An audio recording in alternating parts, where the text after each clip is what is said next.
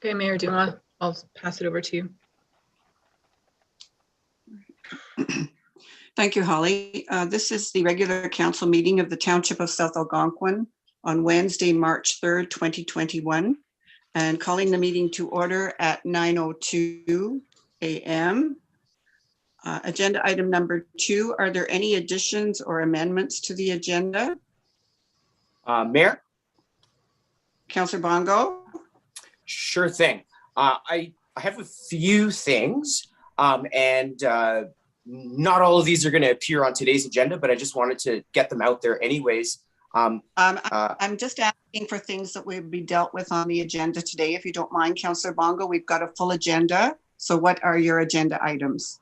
Perfect. Well, I would like to put in a notice of motion, and I think that this would be probably directed towards an economic development committee meeting. But I'd really, I'm very interested in. Excuse me, Councillor Bongo, there is a section where notice of motions can be given. Super. Okay, awesome.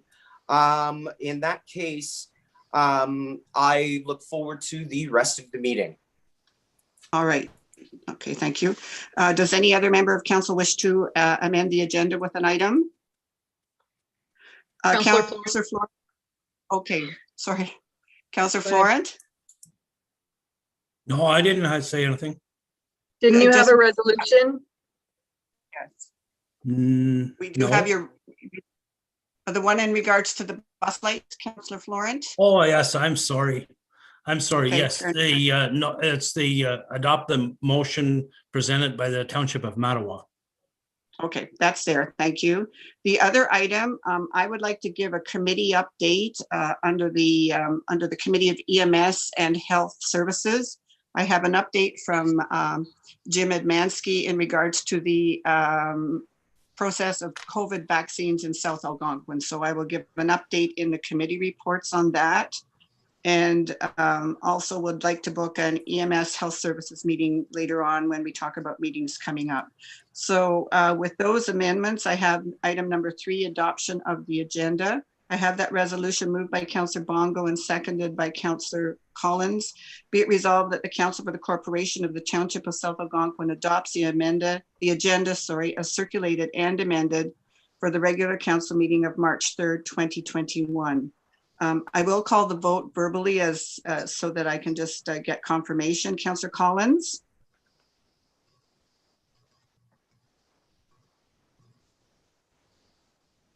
Is Councillor Collins here, Holly? It looks like she's fallen off the. Okay, all right. I'll go down. Councillor Florent? Yes. Councillor Harper? 4. Councillor Bongo? 4. Councillor Shalla? 4. Councillor Vermeer? 4. So it is carried. Hopefully Councillor Collins can join us. Agenda item number 4, disclosure of pecuniary interest. With the business before us this morning, does any member of council wish to disclose a pecuniary interest? Hearing none, we'll proceed. Item number 5 on the agenda is the public meeting regarding the zoning bylaw amendment for ZBA 2020-02. And at this point, I would hand this part of the agenda over to Tracy Cannon, our planning and building administrator. Tracy, if you could take us through this public meeting in regards to the zoning bylaw. Great, thank you, Mayor Duma. Yeah, so this public meeting is to hear zoning bylaw amendment 2020-02 for zoning bylaw amendment for a tourist commercial exemption 2 zone to add new specific site exemption zones on those 2 properties. This was to satisfy a condition for provisional consent on lands locally known as 903 McCrae-Hay Lake Road. The site-specific zones is laid out in the planner's report provided in the package. And one of the site-specific zones is to reduce the minimum interior yard setback for an accessory structure and to reduce the minimum lot size for both properties, and to also recognize the existing commercial uses on these properties. I don't know if any of the councillors have any, or Mr. Howe would like to make comments on this application. It's pretty laid out clearly within the report. Mr. Howe, would you like to add anything to this public meeting? Not really. I'd like to thank you for getting me enabled to participate, even though I missed the deadline. So thanks for that. In any case, as Tracy Cannon has indicated, your planning consultant recommends the approval. The reason why we need to have that amendment to reduce the side yard setback, or at least setback from one of the buildings, is it was a fairly narrow path between this particular building and an existing driveway on the property.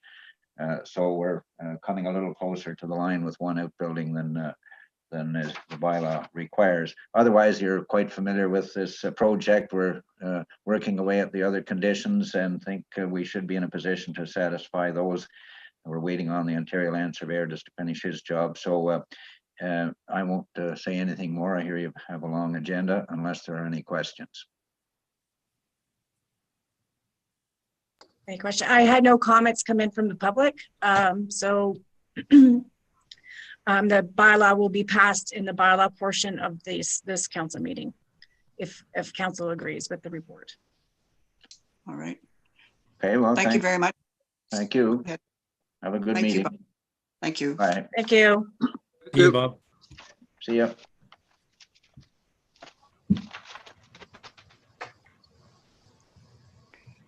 All right. Thank you very much for that, Tracy. And as indicated, it will be dealt in the bylaw section of this meeting.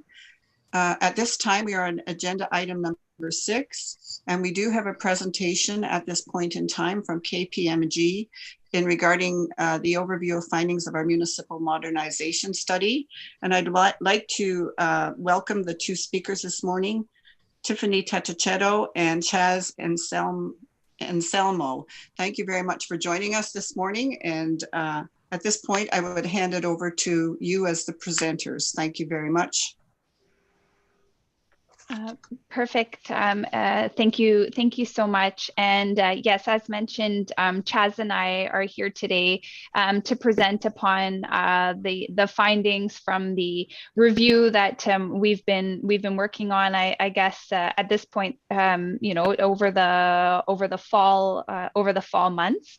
So our intent today is just to walk you through the presentation, give you some information on some highlights, and give an opportunity for any questions that you might have.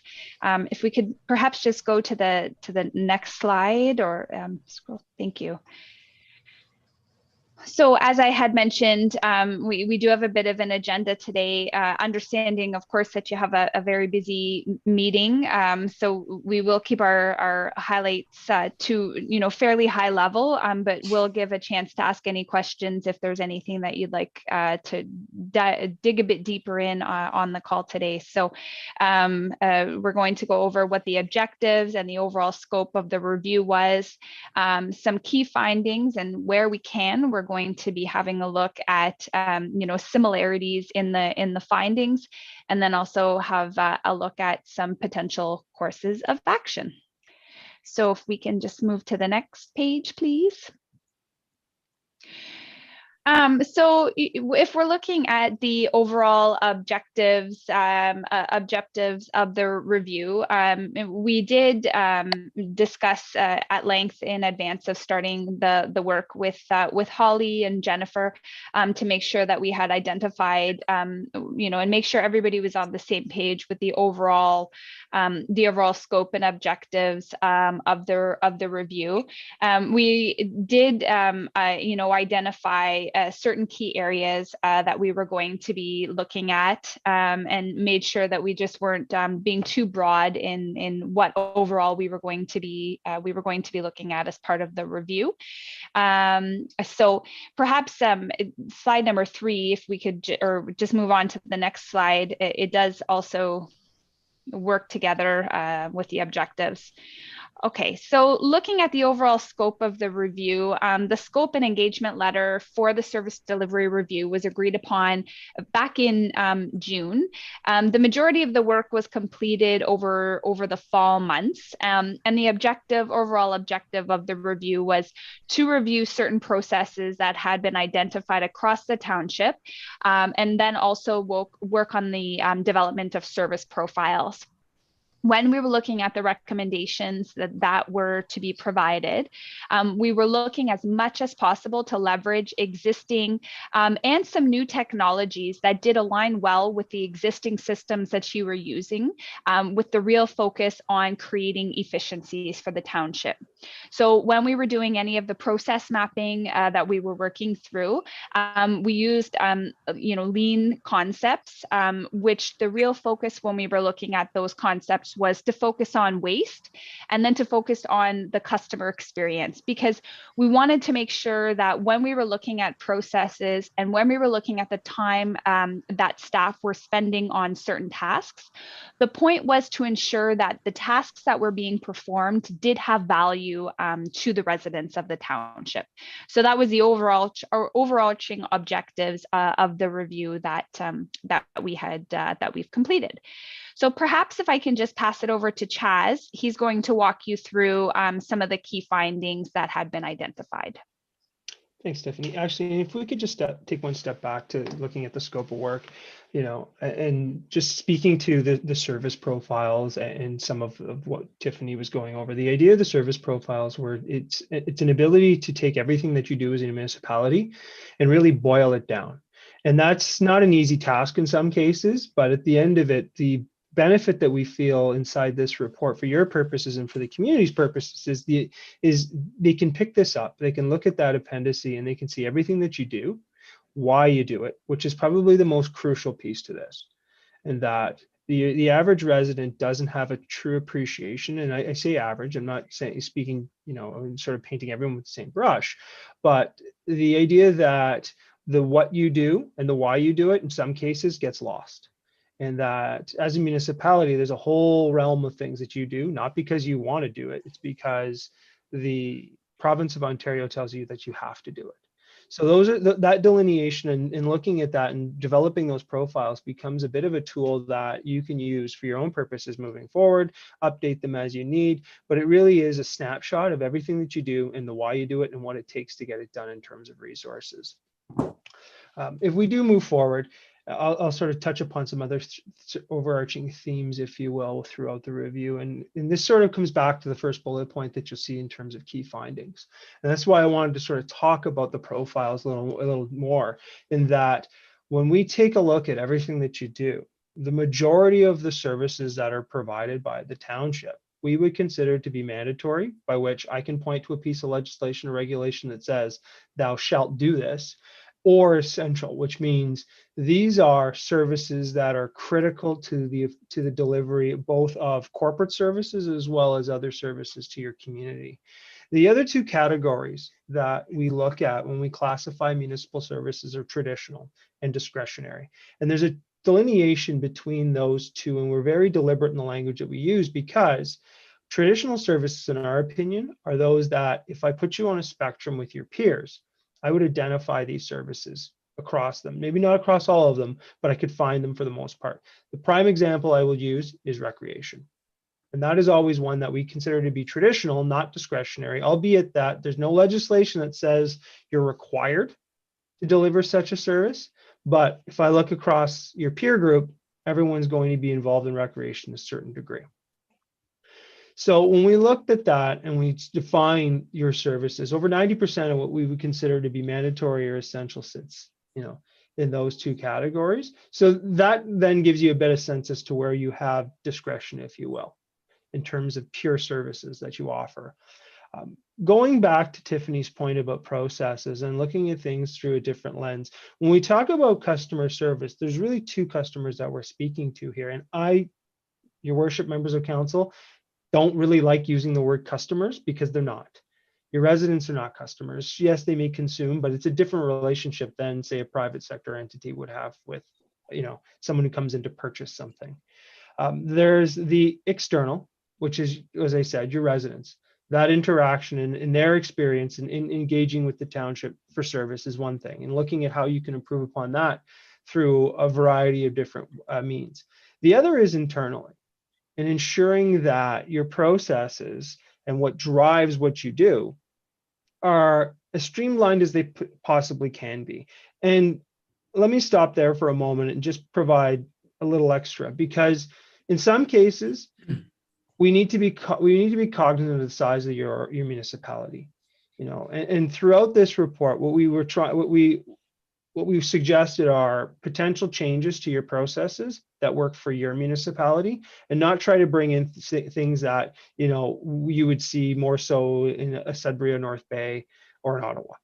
So trying to scale and scope this to the municipality and what you can do. And what we really noticed here is, and listen, this is by no means a criticism of your municipality. Every organization that we work with, both large and small, typically have these types of items that we identify.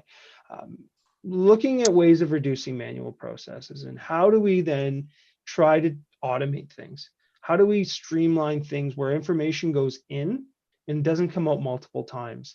And with that, the production of paper and paper walking around the building and things of that nature. So these are really two areas that we identified throughout the process maps and throughout that workflow work, is that, are there ways that we can take technology and integrate it better into how the municipality goes about in doing business, both internally and externally?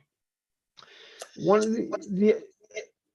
the other thing that we always look at, and we follow the adage that good paper makes good business, is looking at the policies and the procedures that also drive what you do.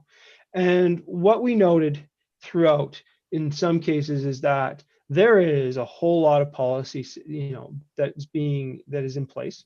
It's a matter in some cases to take a step back and actually look at the policies and ensure that they still meet the needs of the organization. And once again, your worship, members of council, this is not South Algonquin specific. This is what we see across the municipal sector in a lot of cases. Whereas, you've passed a policy, it's working, but there's no mechanism inside the policy that says, in broadly, I should say, that after, say, 5 years, you take a step back, you review it to ensure that it still meets its objectives. The others are, we did identify there were gaps. So throughout the report, there's mention to policies, procedures that currently aren't formally in place, and I want to stress formally, that should be. And they need to be, these are policies that would benefit the municipality both on a short term and a long strategic term. So these are areas that should be given some focus moving forward. We can move to the next slide, please.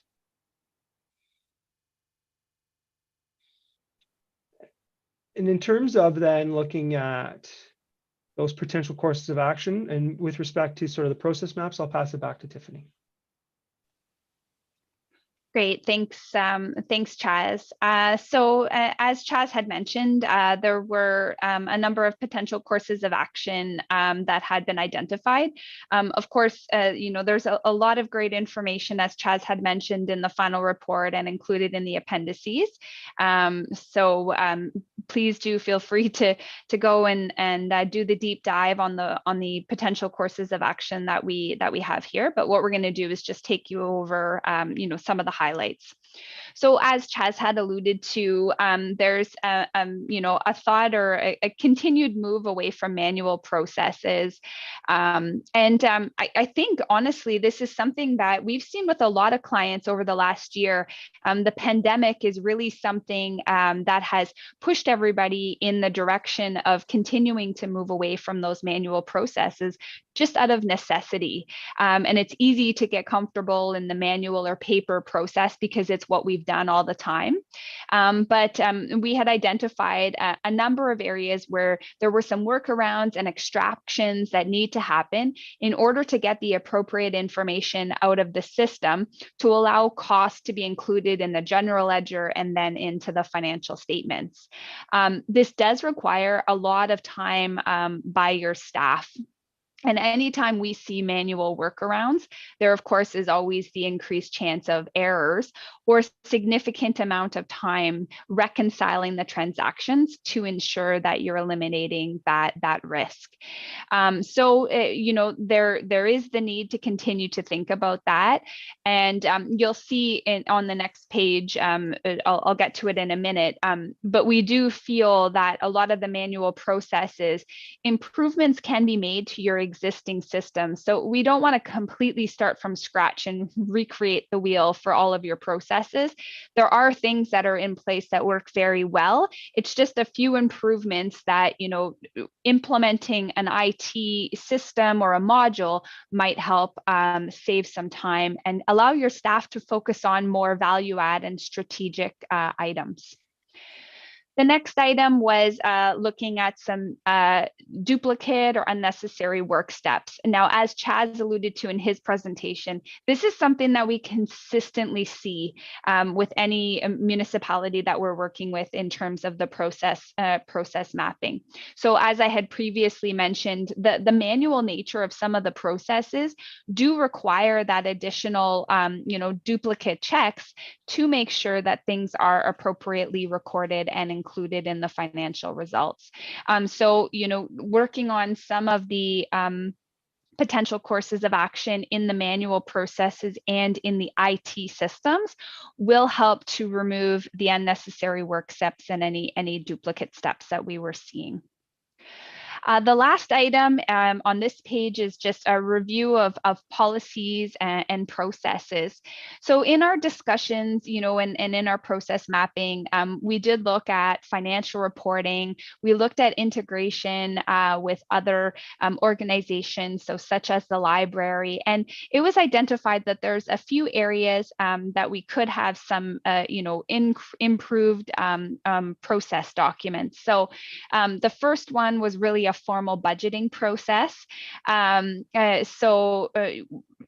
Really, when we look at the process that's followed, it's very much in line with what we would see with other municipalities.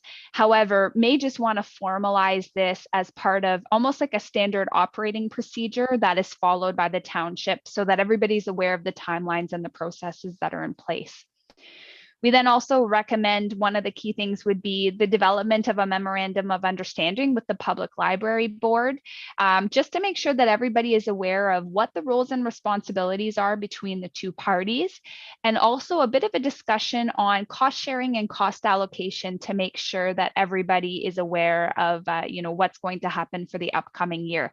Really, memorandums of understanding are best practice, and it's just something that you know, we should be looking at. And then the final item in terms of policies and procedures is something that Chaz had alluded to, and to really sit there and consider, you know, are we appropriately updating, looking at policies on a regular basis? Are we having any refresher or training sessions that are happening with staff and council to make sure that everybody is aware of what the actual policy and procedure documents say? We always find that that's helpful. I think a lot of times we focus on getting the policy developed right up at the start, and then it just kind of sits on a shelf for the most part until something happens that requires us to look at it. But it's really important to have a look at this on an ongoing basis to make sure that they still remain appropriate for the township. And then if we could perhaps just move on to the next page, I'll take you through the first item and then just pass it over to Chaz. So in terms of information technology, so one of the requests from Holly when we were starting the review is to really focus on any opportunities where there could be IT system modifications or changes to help free up capacity of your staff. When we were looking at this, what we really wanted to make sure first is that, you know, the township uses Munisoft as the accounting system. And there really is no need to deviate off of that system for a municipality of your size. So as a result, we spent a significant amount of time discussing system capabilities and opportunities with Munisoft that would add on to your existing system to really help free up a little bit of time.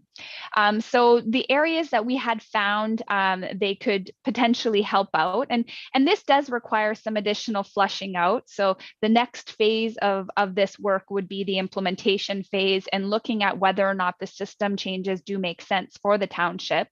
The changes would really impact and help, payroll processing, accumulation of payroll data, and the ability to take that information and properly allocate it out based on the tasks that individuals are working on, which would really help with some of the reporting.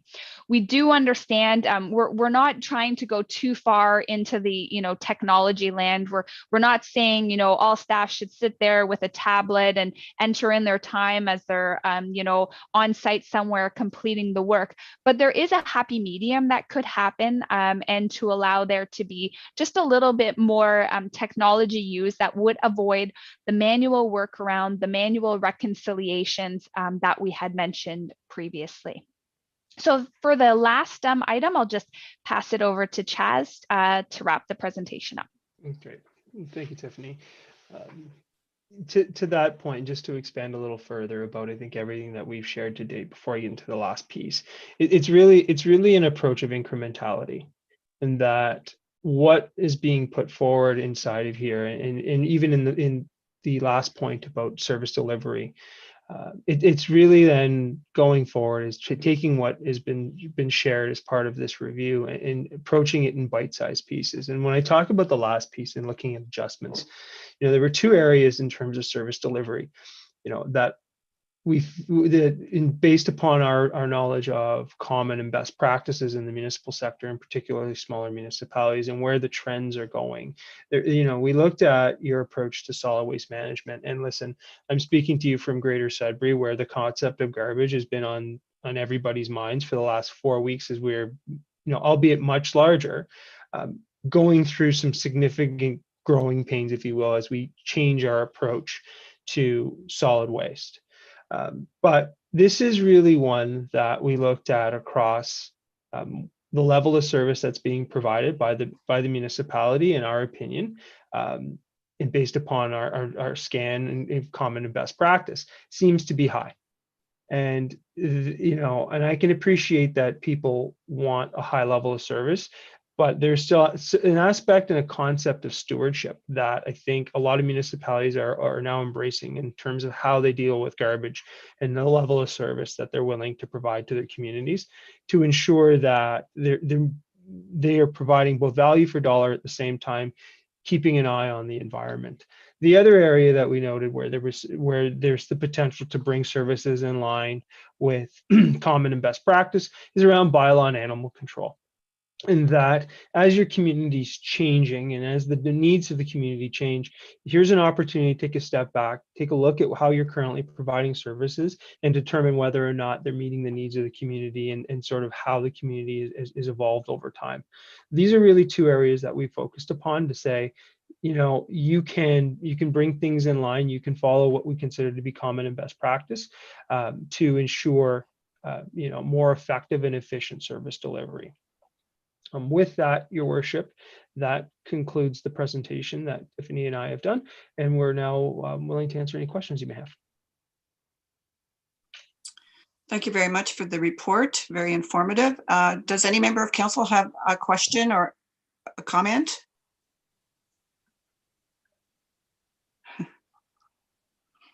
We're not hearing any.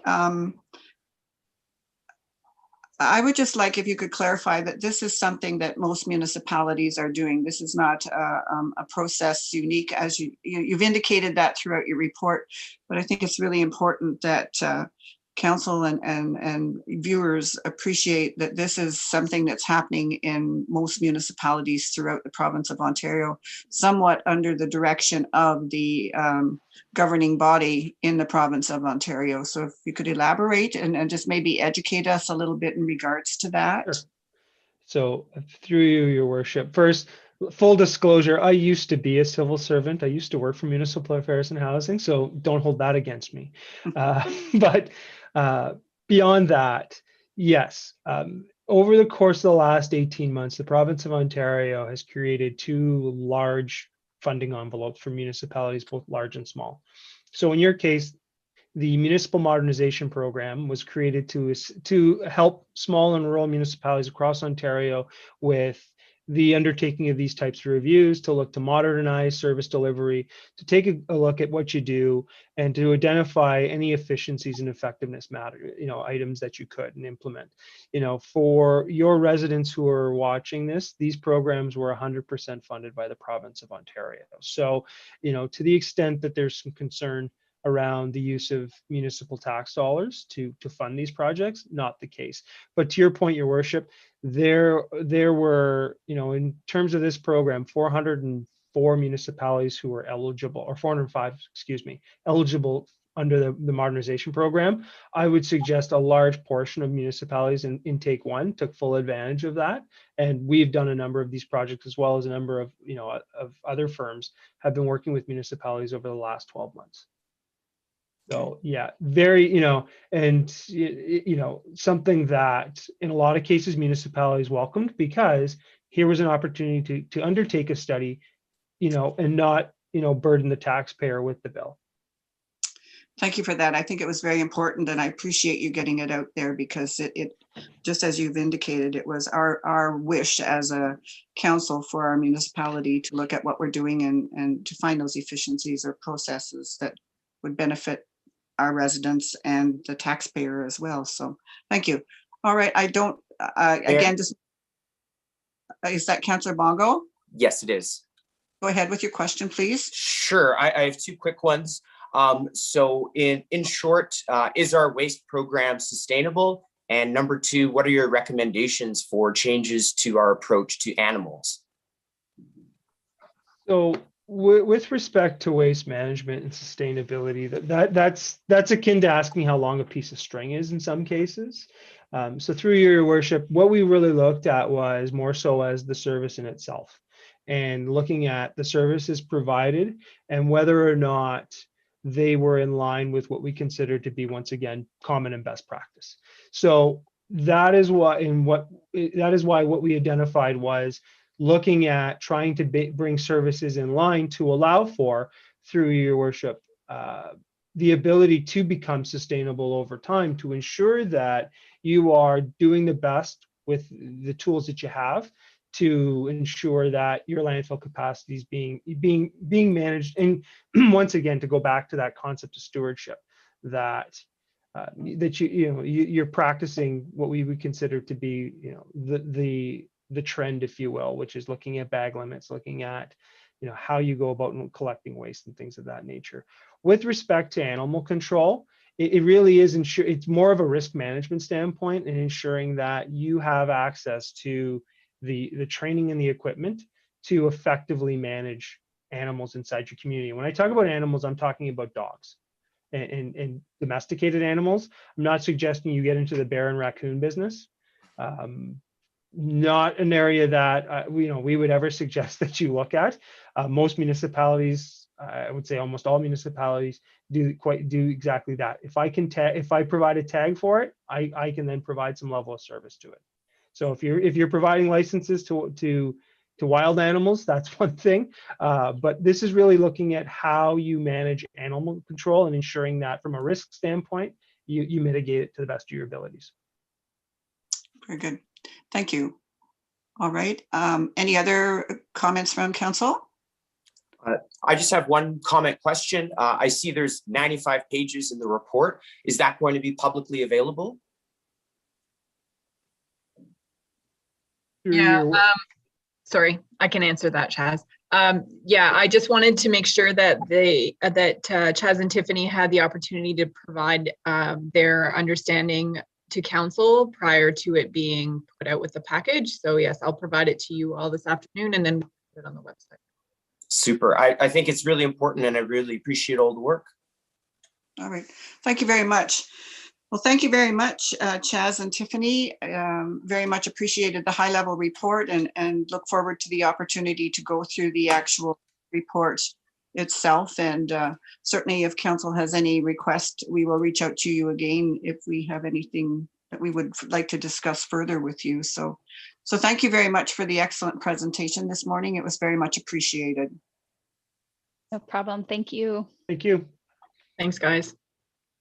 Mayor Dumas, Oh, yes, Councillor Florent? I have a point of order. It's nothing to do with the KPMG presentation. It's the motion to adopt the agenda that was moved by Councillor Bongo and seconded by Councillor Collins, and Councillor Collins wasn't online at the time. I'm not sure if that's appropriate or not.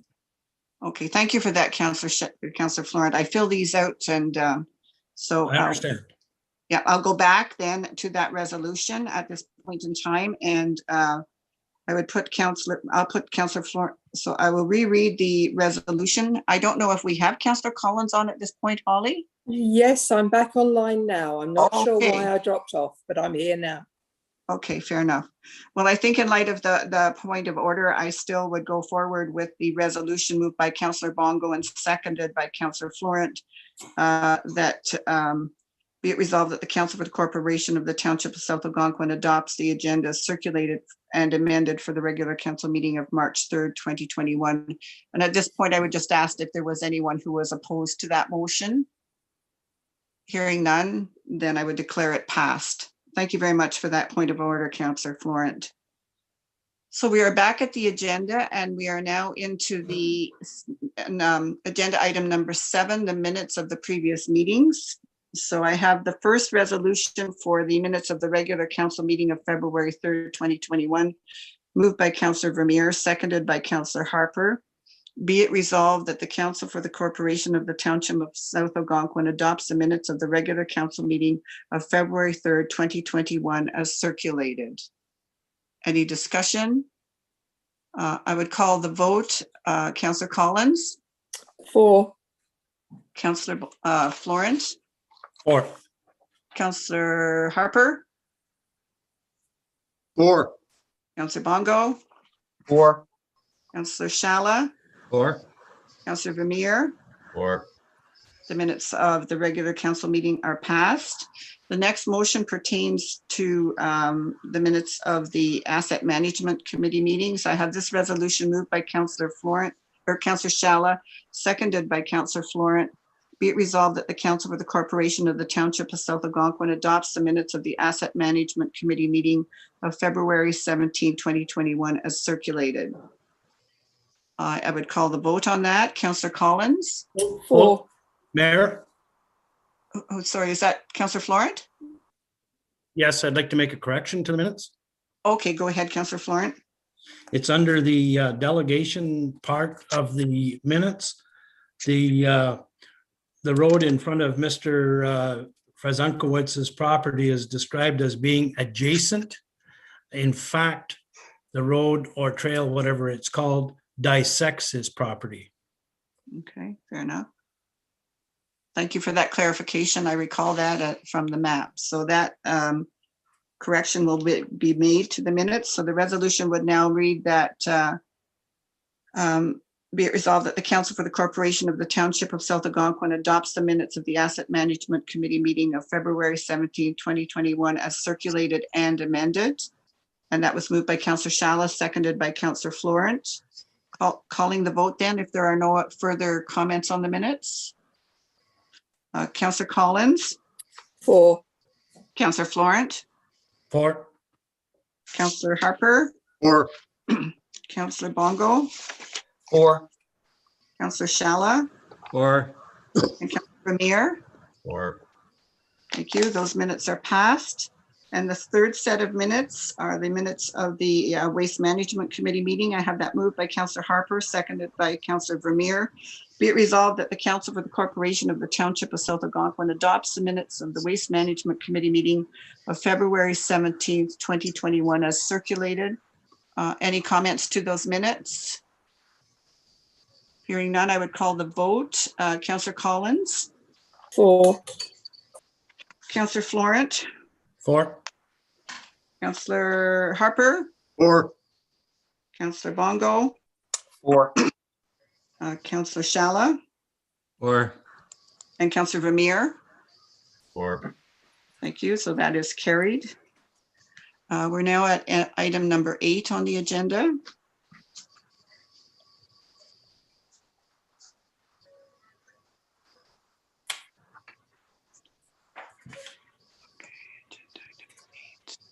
All right, so we're at the section for committee staff and council reports.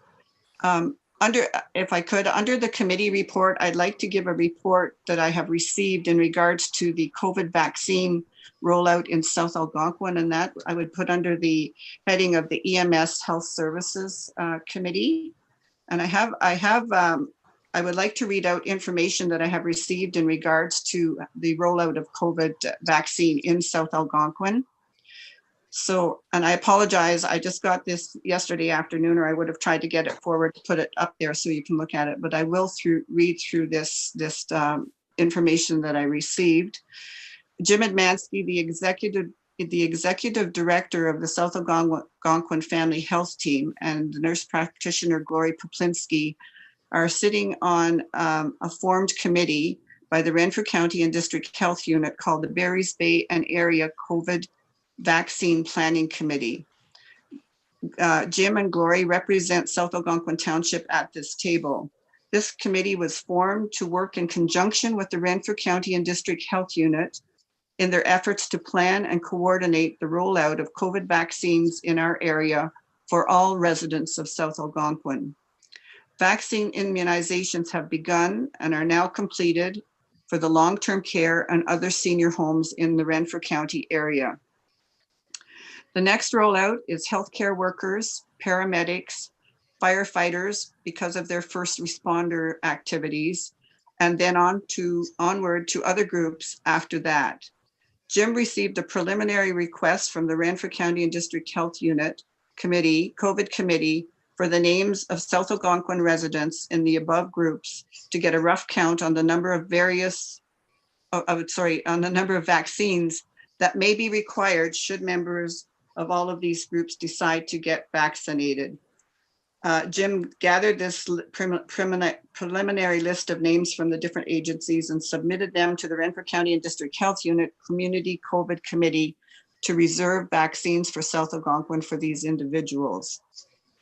As a health team, staff and local paramedics will be frontline for processing and administering the vaccines.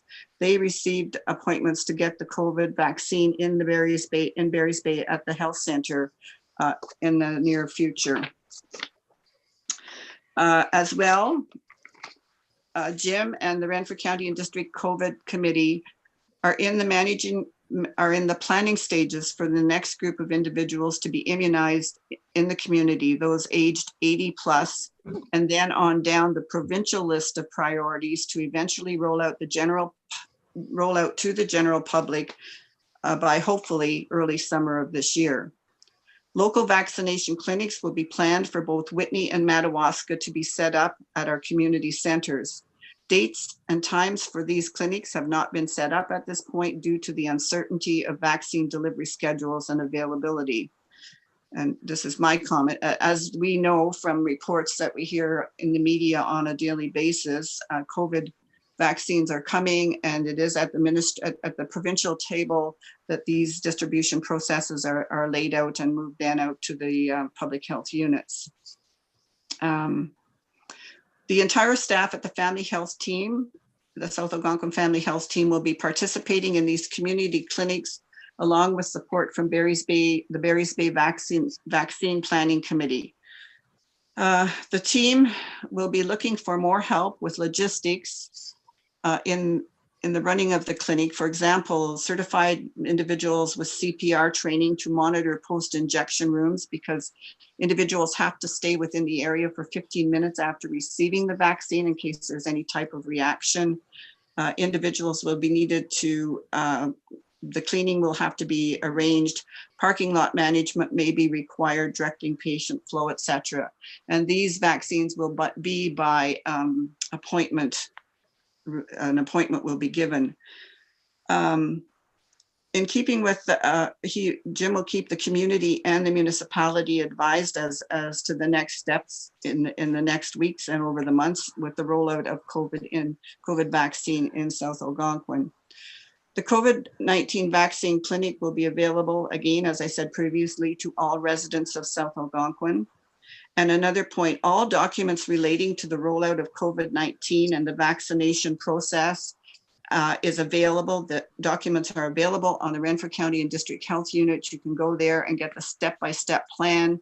You can see how the standards that they have to apply when they set up the vaccination areas, etc., the cleaning protocols, you know, every step of the vaccine process, from making the appointment to getting, as they say, the needle in the arm, to that safety component at the end of the 15 minutes observation for any adverse effects, are outlined in detail on the Renfrew County and District Health Unit website.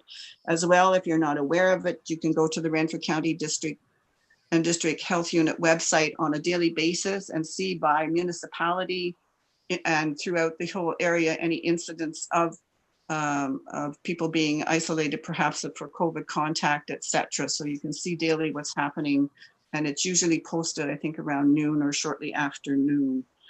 Though that is the information that I have received from Jim Edmansky as the lead for COVID vaccine rollout in South Algonquin. I don't know if anyone has any questions. What I would suggest to council is I would like to sort of have our EMS Health Services Committee on each one of our our general meeting, council meetings, so that if there are any updates, we can do it at this point in time. However, Jim will be putting updates out as more information becomes available almost on a daily basis. So with that is the process that the COVID vaccines will be administered in South Algonquin. And I think if there are any questions, rather than council members or any members refer them either to Jim or refer them to the Renfrew County and District Health Unit website, where all the information is available. If there are no questions, then we would go into staff reports, which Holly has presented in front of us on the screen. And the first one up is the fire report. Are there any questions in regard to this report? Okay. I did indicate I would like to book a meeting. I see we're going to talk about a meeting for economic development, and just maybe tag on to a fire and sorry, the EMS and Health Services Committee at that time. The next report under there is from the library, from the chief librarian of the South Algonquin Library. Are there any comments on this report? All right, thank you. And okay, which one is this? This next report is from Tracy Cannon as our planning and building administrator. And Tracy, it's in regards to the Shore Road allowance sale. I would hand this over to you at this point in time. Thank you, Mayor Duma. It's very self-explanatory within the report. Shore Road allowance request to purchase on lands on Lyle Lake. I don't know if anybody has any questions. Standard. No. Okay. All right. Thank you, Tracy. And so next we have in the reports is, sorry. Your report is next, Holly? Yeah, this is just a general report. I don't think that there's anything in there that either we haven't already discussed in this meeting, or that's really anything that needs to be discussed. Does anyone have any questions around any of this information? If I may? Councillor Bongo? Sure. This is a question about just how is everything going with COVID-19 and staff and the rink operations.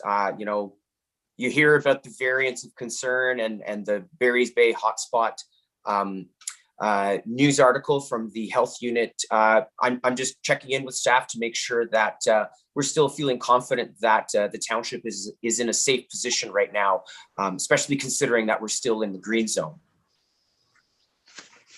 Yeah, well, I think one thing that could be clarified is when I'm not sure if anyone saw the press release that was provided by Mayor Love, but the term Barry's Bay and area, I believe, was clarified to Madawaska Valley staff, and we are area. So South Algonquin, Brunel, Lyndoch, Raglan, KHR, there was a bunch of municipalities included in that term area. So I think that was a reflection of some data that came that was kind of going back to Christmas time. And I think that, you know, I think it's a little bit naive of us to think that it's in Barry's Bay, but we're okay. So I think, you know, I put that out on social media, and I think we as staff have been talking about the fact that it's right next door, and it's here in South Algonquin. We do have active cases. So as Jane has said, you know, the health unit is putting out great information, and we're not going to get in the way of that. As far as our operations, we're operating under the policies and procedures that were passed at the January meeting. So we passed our safety plan at that time. We also passed our COVID emergency plan, which was written last March. So we're updating it as required. I think we have some local people still using the rinks. We're trying to keep them until Friday to get the schools there one more time. But I think after that, the rinks are probably finished just because of the weather. It doesn't take very long to get them to the point that we can't get them back. And other than that, we're, you know, working with users of facilities. We're starting to let people back in our facilities slowly with the policies that we have in place. And I think, yeah, that's really all I have to update on that. Okay, awesome. And then my only question is about the economic development meeting scheduling. Yeah, so it sounds like we have, we need an HR admin, an economic development, EMS. We have a C of A meeting on the 17th. So I would suggest that we probably need 2 meetings on the 17th and 2 on the 24th. I am not sure if people have choice on which goes when. Let's say ECDev for the 17th. Last time we did EMS and ECDev together, and perhaps maybe the other date we can do the other 2. I'm just tossing out ideas. We have a committee of adjustment meeting on the 17th anyway. That's right. Maybe do one of them, but not both of them on the 17th. Okay. So you're Councillor Collins, you're suggesting we do committee of adjustment on the 17th and one more. I think that's what we're saying. That's my thought. Yes. Okay, fair enough.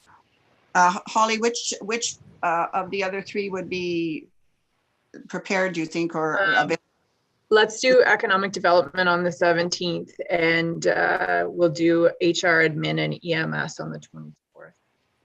Now, I have a conflict on the 24th. I have a DSAP meeting, which will probably go on for about 4 hours. Could we switch it to the 23rd or the 25th, if that would work for council and staff? It can work for staff. Is council okay with that? Let's say the 25th. Is that all right with all members of council, the 25th? Councillor Vermeer, I can see that you've said something, but you're muted. No, I didn't say it. I was going to say something, but then you picked the date that was going to work for me. Okay. Oh, good. Okay. 25th is fine by me. Okay. Okay. That's the 25th? Yes, That's Richard. Yes. Sorry, No. was it the 25th we were talking about? Yes, for the 25th. Yeah, that's fine with me also. Okay. All right. So Holly, we have the 2 on the 17th and then 2 on the 25th. That's right. Very good. Thank you. And I just Anything wanted to bring up that I haven't received any information on the wayfinding map. So if anyone has any comments, or if you can provide those so that I can put them in a staff report for that meeting on the 17th. Yep. Okay. I Okay, will do that, Holly. Yeah. Holly, I Okay. didn't realize, I was just going to ask the question about it, if it was going to be delayed until then, or I what think we that- were going to do. So anyway, okay, I have a couple of comments, but I think that just to try to expedite the process, if you guys could give me your comments, I could put them in a staff report, provide them to all of council, just so that we can have a good discussion about what people are going to bring up when we do meet. Okay. okay, I'll get them to you then. Okay. So all members of council will feed back to Holly as soon as possible on the map. Okay. Thank you very much. And we have are you finished then, Holly? I have budget. Well, we I have think Dave's. we should, yeah. We have Dave's report. So Dave, Public Works and Operations report from Dave Gatley, verbal report. Thank you, Mayor. Just a few items I'd like to update everyone on since our recent asset management and waste meetings. We experienced some rather significant leaking at the Whitney Fire Hall during one of the recent meltdown events that caused water to come into the meeting area and then down into the ambulance office. So we investigated and had to remove some of the drop ceiling, and we discovered that, I guess when the last ambulance bay section was installed, they had slipped a piece of roofing underneath the edge in order to extend the edge of the roof to the east trough, if that makes sense to everyone. This piece of roofing had tipped backwards, and with the ice buildup was allowing water to come back into that meeting area and then onto the floor. So we did some a bit of remedial work to get rid of the leak. So we worked with a company here to seal it up and remove some ice and have stopped the leaking. So the recent rain we had on the weekend did not leak any further into the building. And I just think that we're going to have to, you know, when the ice and snow is gone, we're going to have to have a more serious look at that roof, and may need to do to bring a project back to you. And we would bring that, you know, maybe outside of the budget once we really understand what we're into there. But for now, the leaking is in check, and we're okay. Just also, sort of on that same note, I had a quick look at the gazebo that was mentioned, and I think we'd like to look at that a little more in detail once the snow and ice is gone, and maybe bring that as another possible project to council later. We were able to complete a brushing operation of the entire length of Macaulay Lake Road recently with our equipment. And we have an opportunity to possibly utilize the service of a logger that's up there working to remove the poplars. I don't know if everyone is familiar with Macaulay Lake Road, but there's a number of poplars, large poplars leaning across that road. And the idea would be, much like when we did Allen Lake Road, to end up with a net zero cost to the township. It's marketable timber.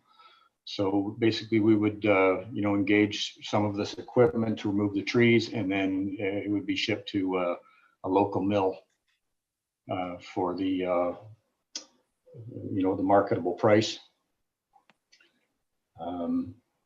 So we don't have budget passed yet, but the opportunity would be, you know, in the next 2 weeks to do something like that. So I don't know if, you know, consensus among council would endorse something like that. Sounds like a good idea to me. Yes, it's a very good idea. I fully agree. Okay. I will pursue it and bring you some details as they develop, and possibly pass an email around. That's just the timing so that people are aware. And lastly, we have 3 ultraviolet systems that were installed in the township that we've replaced in 2020. They were purchased as part of a grant, but they had some, we were having some continuous problems with them. I think people have some people may be aware through the years, so we replaced them with a simpler unit that does an equivalent job. But these units should probably be sold as surplus now, and we'd like to start that process if possible. There's not a lot of value left to them, but you know, the longer they sit around, the less value they have, and they're completely disconnected at this point in time. Dave, if they didn't work for us, why would we want to sell them to someone else? Well, some people may have a requirement that require the sophistication of these units, and they may be looking for them. They just were. They had a lot of circuitry in them, and I don't know if you remember the beeping of those systems and us having to go open and close doors. And the new units simply have a timer. They give us all the ultraviolet protection we require, and they don't have all this sophistication that some other people may require. So, I mean, people may be looking for the units, but they have no value to the township at this point in time. They're just sitting in surplus. So, you know, the market there may be a buyer out there that wishes to have these things. Then we don't need the storage. We need the space for storage. So we might as well get rid of them. Is that the general consensus of council then? I believe it would be to put these out as surplus. Okay. Yes, for sure. Okay, thank you. And just lastly, I'd like to add that we are now undergoing a bulk removal of snow operation that's starting in Whitney, and then we'll move to Madawaska. So we're benching back snowbanks and improving sightline at corners. That's commenced yesterday, today, and we'll carry on as weather permits. And I believe the way the weather is shaping out, we're looking at putting half load in next week. So it looks like we'll have plus temperatures starting Monday and continuing through the week every day, the way it looks. So I've been in contact with the AFA, and they're clear of their operations up Major Lake, and not aware of any other logging operations that may be affected. Dave, All right. Councilor Harper here. Have you been in contact with the people working on the dam? Yes. What's the word on that one? Well, they have told me that they will have half of the spillway ready for freshet. So they're not anticipating any problems. All the chutes are operational, and half of the spillway will be working. They say they're on track, and I don't think I can ask much more of them, actually. So they do contacts pretty well weekly and let us know what's going on. Okay, anything else, Dave? No, that's all I had. Thank you very much. Any other questions of Dave? I have. Dave, there's a logging operation on South Mackenzie Lake Road. Correct. Yeah, that's I am aware of that operation, and I will reach out to them and just make sure they've cleared. They usually do give me a call if they're running into at this time of year, and I haven't had any calls from them. But I'll just double check that they're clear. Okay, as long as we work with them, that'll be fine. Also, I want to say thanks. I don't know what you did or what you had to do, but there certainly was a immediate, after our recent last meeting, immediate change to the safety in our community, where it was mentioned about the banks impeding the visibility when you entered Highway 60, but the following day somebody seemed to, whether it was you or MTO contractor, but they were removed, and it certainly improved the safety aspect in the community. And also, I mentioned one other time, and it certainly, in the last 2 weeks, it's quite obvious that those hibachis are a hazard in the winter in our community, because in the last 2 weeks, the amount of snow we had, well, I guess previous to that, there were snowmobiles running around in the the Memorial Park. And then the snow covered those. So had somebody continued, or maybe a stranger continued to drive around there, they wouldn't even realize that they were under the snow. And I guess my request again is there any chance that they can be removed and put on a pin and removed each winter? Or at the very minimum, maybe if there were, we used to have the old garbage cans around the community, if they were maybe put alongside or something so that we could prevent a snowmobile from running into those in the winter months. Those posts are anchored in concrete, so. Oh, I realize that. The easiest solution may be to mark. It's posted no motorized vehicles in there, but obviously, not everyone pays attention to the signs. We could possibly mark them. Right now, there's only like 3 or 4 inches of them showing out of the snow. So, and they were hidden for about a week. Yeah, I'll probably mark them would be the easiest solution. Just put some stakes in beside them. That's what I meant. An orange marker. We could do that. We actually hadn't never thought of that before. But I haven't seen snowmobiles running through the park like that either. Pylon on top of them or something. Anyway, it's I see it as a hazard. Okay, thanks. Thank you, Councillor Sala. Anyone else? All right. Thank you, Dave, very much. Thank you. And we'll turn to the agenda. And in number 8, we will now have the 2021 budget presentation.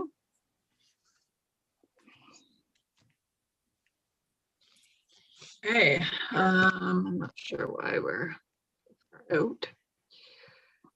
Thank you. So I just want to start by saying this is, I guess, year 4 for me for the budget, and I have been pretty removed, and I just want to really give Dave and Jen a lot of kudos for all the work that they did to put this budget together. I think that, as KPMG has suggested, we do have some good procedures in place. We maybe don't have them solidified in policy at this point, but I think that the budget is getting more and more standardized, I guess, from year to year. So with that, we have used the same presentation, and we'll go through those slides. And if you have questions as I go along, please just feel free to interrupt, and we'll go through questions as they come up.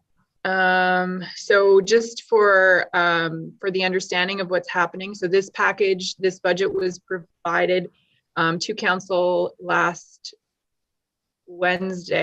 Thursday, sorry, and it will be put on on our new website immediately after this meeting. It will be on the website until April 3rd. Following this meeting, council will decide if they would like to have a budget specific meeting to discuss specific items, or if you think that you can give me enough feedback to finalize some things today, then we can potentially pass the budget in the April council meeting.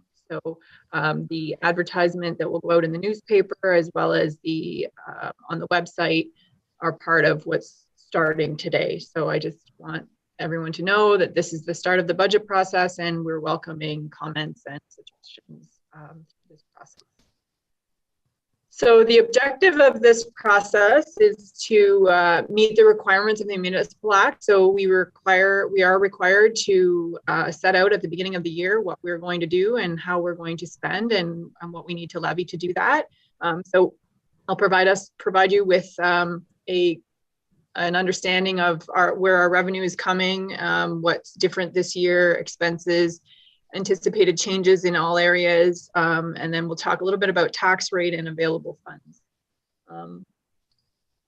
Sorry, I'm not sure. So revenue is our first discussion. So this is, we are comparing this going back 2019, and then we're including 2020, what we budgeted for, as well as actual. So the main discussion around these numbers are COVID. We did get some additional funds from the province because of COVID, and we didn't do some spending also because of COVID. So what we're seeing in general government will be an increase because obviously there's some money coming from the province to help with COVID issues. Cost recovery and protection. So bringing Dawn on, one of the objectives was to make sure that we were submitting bills and invoices and getting cost recovery completed. So there's two ways that we do that. One is through MTO when we're doing roadside accident support, we send that information to the MTO, and then when it's on private municipal roads, we go through insurance companies. So we've been able to recover some additional costs in 2020, and we anticipate that that will continue into 2021.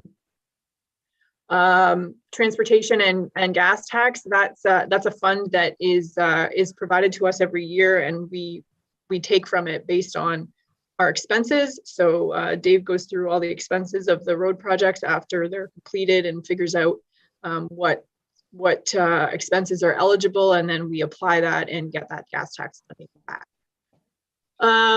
Environmental services, again, that's tipping fees mainly. We did see a few years back a pretty healthy increase in that, and it's kind of evened out now. So we're anticipating just about 22,000 in that environmental service tipping fee section.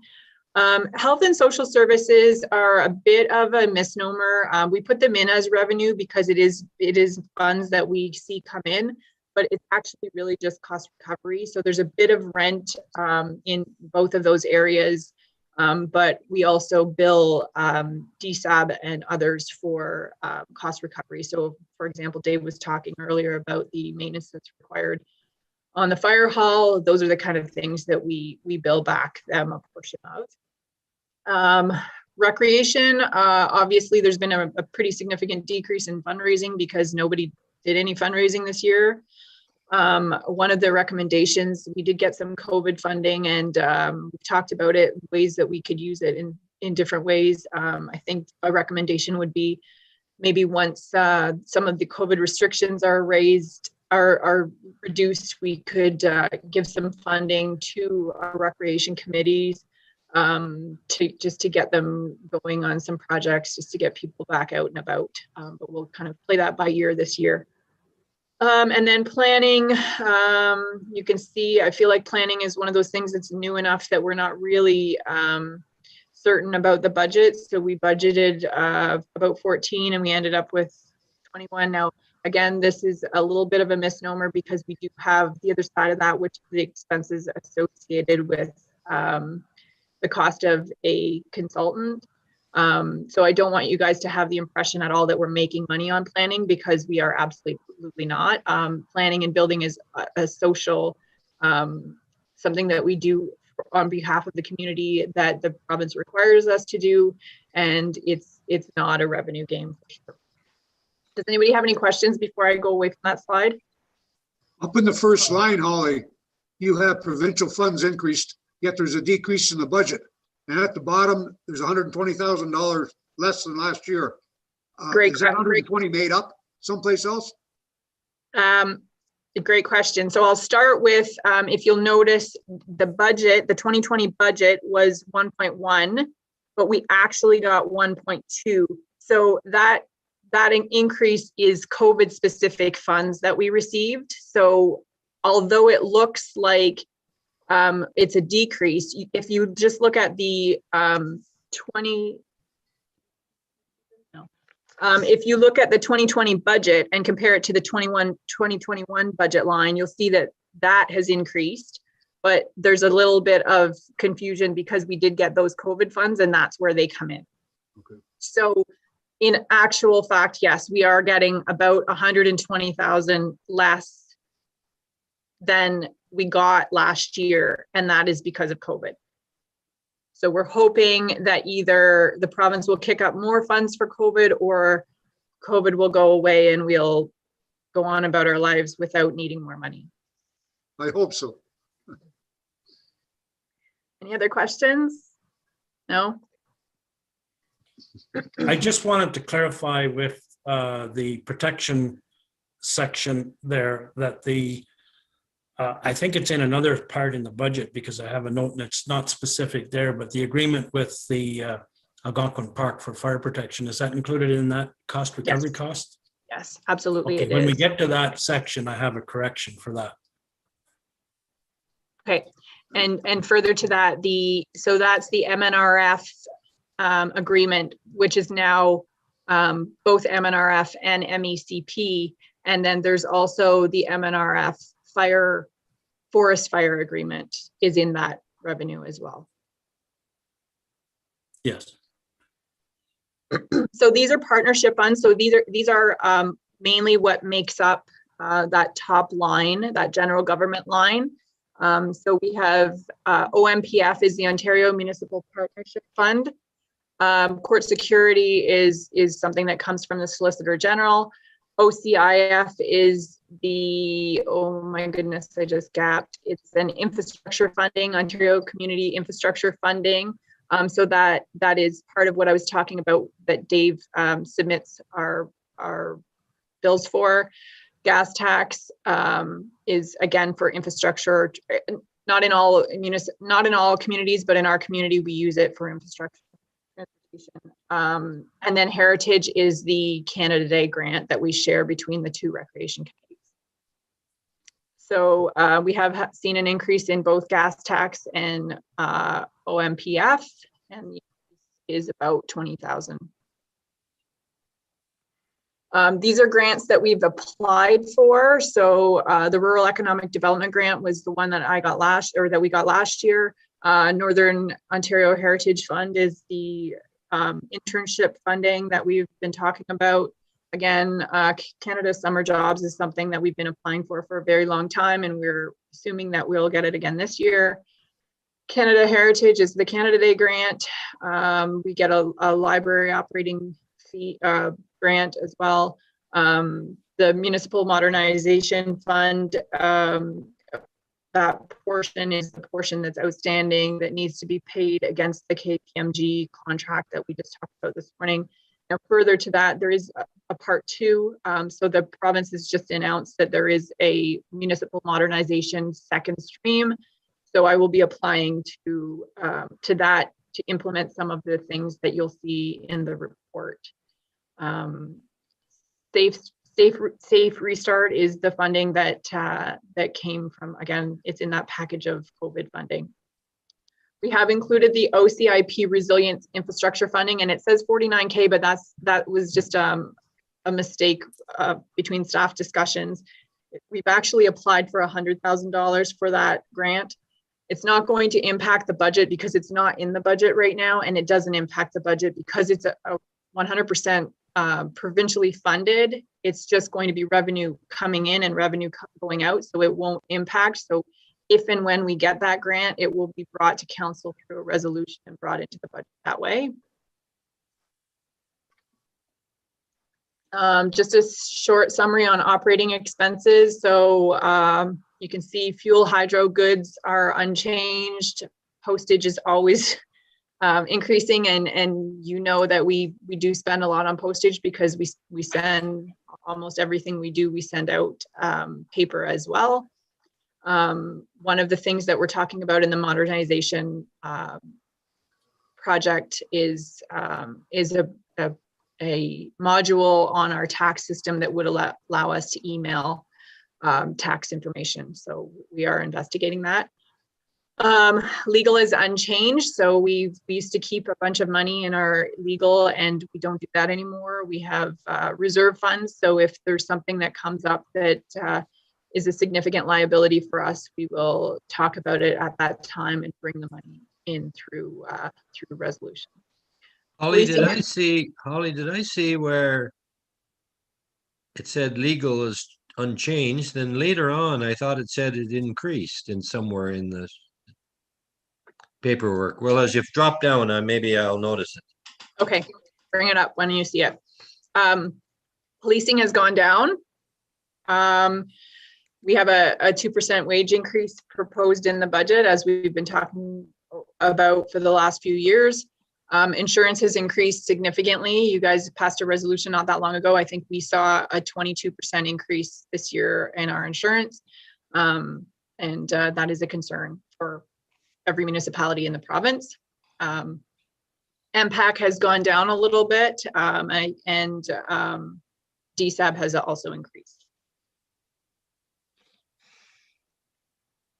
So these are our levies paid for service. So that's directly just the information that I just provided on the slide before, giving you those actual numbers. So the health unit's gone up a little bit. Castle Home continues to go up a little bit. MPAC has gone down. So overall, we're seeing an increase of about $11,000 in those levies that we pay for service. Does anybody have any questions on levies or the services that we acquire? No. Okay. Holly, it's Jane. Could I just make a comment about Castle Home? Sure. As council knows, I did lobby the Minister of Long-Term Care in regards to Castle Home, and council, of course, lobbied, and I went forward as the voice of council. So we are still paying the levy based on the individuals, on the care model, but we are definitely not in the capital project money stream with Castle Home. And as we hear daily in the news media, the concerns in regards to long-term care in Ontario in relationship to patient care and COVID deaths, etc. So it is my hope that, that once we come out of COVID, that the provincial government and the Ministry of Long-Term Care look at long-term care, and we will continue to advocate for supporting a local long care facility. But we do have some stability right now, just in regards to the fact that it is the levy that we're paying, and we will keep a close eye on the modernization of long-term care and see how we can benefit the residents of South Algonquin through that lobbying. So just that comment. Thank you. Great. Can I just sort of add to that, Mayor Dumas, please? I thought we were trying very hard to spend our cash dollars going towards the Valley Manor and was trying to get out of not paying into North Bay. Has that really just not materialized? It's fizzled out, all of our efforts there? No, that's what I was commenting on. I spoke to the minister directly last year in June and delivered our letter, and we've had the contact, and our member of provincial parliament, John Yakubuski, is supporting us in this. But unfortunately, COVID came along, and there's been no further leverage in regards to that item. But we will continue, as I say, to bring it forward as the changes in long-term care start to be implemented after COVID. Okay, so we're still battling with it, yeah. Absolutely. Okay. Absolutely. And just quickly, the board at the Valley Manor is very aware of the direction that council has indicated they would like to go in supporting long-term care in the facility where most of the individuals of our community receive their excellent care. So they also are aware of our process in that. And so they too will let me know if there's an opportunity when we get an opportunity to speak to this again. But COVID has certainly changed the landscape right now. Thank you. Okay. So this next slide is a proposed capital slide. So I'm going to just go through this, and you can ask questions at the end. So administration, we have funds in there that will be brought from last year's budget for wayfinding. We're also budgeting for asset management, some additional cleaning equipment, and we've got some funding in. Again, we're talking about the use of those COVID funds, and one of the things that other municipalities are using that for is office space. So you'll know that for any of you who have been in the office, we've changed people around, and everyone's using their own space now. We've got some people in the back office, and the fire chief is sitting in the council chambers at this point, and we know that's not a sustainable solution, because at some point we're hoping that you guys will come back to the chambers. So we put a little bit of funding in that administration budget to do some potentially some cubicles or some office space changes in our back office here where the kitchen is, and potentially some restructuring of the wheelchair accessible washroom and that. So I'm working with Mike on the potential of a couple new offices in that back space, and that's part of that capital fund. Protection services. So we've seen staff reports on cutters and spreaders and all of that equipment. So if you guys have additional comments or discussion about that, you can bring it forward now. Transportation, I'll get to in the next, or Dave and I will get to in the next 2 slides. Recreation, we still have that outhouse that we're hoping to redo at the Gale Lake Memorial Park. We have some benches and some more picnic tables ordered, and fridge and curling equipment coming out of last year's budget. So one of the things that we struggled with last year was just getting things. So I think Adam was trying way back in the summertime to order fridges for the Lester Smith building, and anybody who's tried to buy things knows that those things are just not coming. So those funds are just being brought forward so that when they do finally show up, we can pay for them. We have some funds in there to get the Lester Smith roof reshingled. There's some lifting happening there that we're trying to get ahead of. Again, laptops. We had a bunch of laptops in the library budget last year, and we decided, technology moves so quickly and things become obsolete so quickly. We decided not to buy any computers that wouldn't be used until they open back up, so that they're fresh, new, best of the best when they do open up. So that funds have been brought forward again. Again, we have some funds in there for a shingling project. So before I go away from that, does anybody have any questions? Under protection services, Wally, there's a truck and truck lights. What's the truck? That's again, that's that truck that we tendered, I'm going to say last September. We ordered it and we've been waiting on it, and it's not coming. So Ford keeps telling us that it's coming, but it's not. So that again is another one of those. We're just moving that money that we've already spent because we haven't been able to get the money out of the books yet. Okay. So that's the Madawaska truck, I believe. That's a replacement for one of the Madawaska's vehicles. Yeah, that's that. Holly, on recreation? Sorry, I just want to finalize this truck discussion, Richard. Yeah, you're right. That's the one. I don't know if you recall, we ordered for the Madawaska Hall. It is ordered. We are waiting. We're waiting for them both. Richard, go ahead. Yeah, under recreation, included with them benches are the lawn chairs that we discussed at length. Are they included in that? They're ordered. So yes, they're being built right now. We're just not taking them until the snow goes. So okay. I think we paid 50% of them from last year's budget to get them to start to build them, and the remainder will be paid when we receive them. That's the benches or the lawn chairs? The chairs. We talked about lawn chairs. Pardon? Yes. Yes. They're ordered. Okay, thanks. Okay. Dave, are you on the line? I am, yeah. Okay, I'm just going to pass this over to you if that's okay. Sure. I think we've discussed most of this at the last asset management meeting, but I'll just give a quick recap. So engineering drawings, we've already received some quotes in, and or some proposals, I should say. Certainly well within that budget amount. So that is something that, once the budget's passed, we can initiate fairly quickly.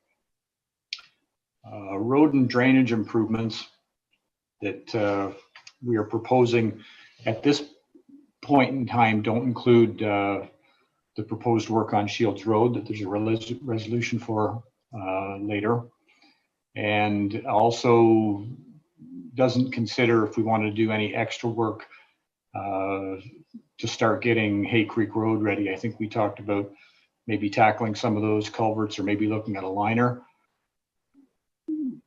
when we do a little more investigation into that very deep culvert, we could bring something like that back for resolution throughout the year and just leave it out of the budget to keep things more simple. Just for clarity, Dave, I think you said Hay Creek by mistake. You meant Hay Lake. Oh, I meant Hay Lake. I'm so sorry. I do that a lot, actually. So the other next item would be roads needs study, and we have some quotations in on that, or proposals. And again, well within our budget amounts here. So that would also be something, once budgets pass, we can get going with pretty quickly. I have a couple comments once we go to the next slide, but does anyone want to discuss anything with the roads work? Okay. Next one. So much like the fire department is experiencing, we tendered for this single axle truck back in the fall.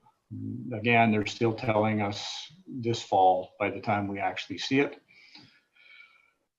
And then the slide-in water tanker, we had discussed that there is a unit available, and I would have to give them some indication fairly soon to get it in time for this year's cleanup.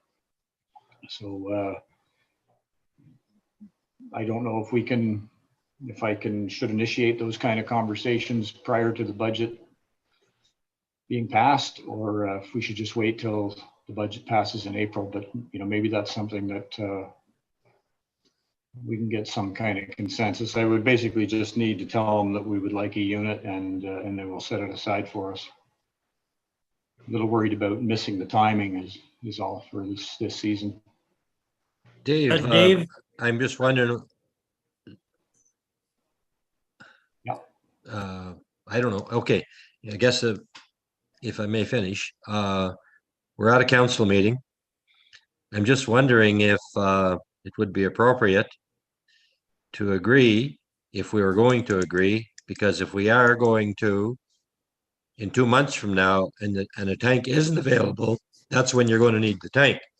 So, and I hear that in your message here. So I'm just wondering if that's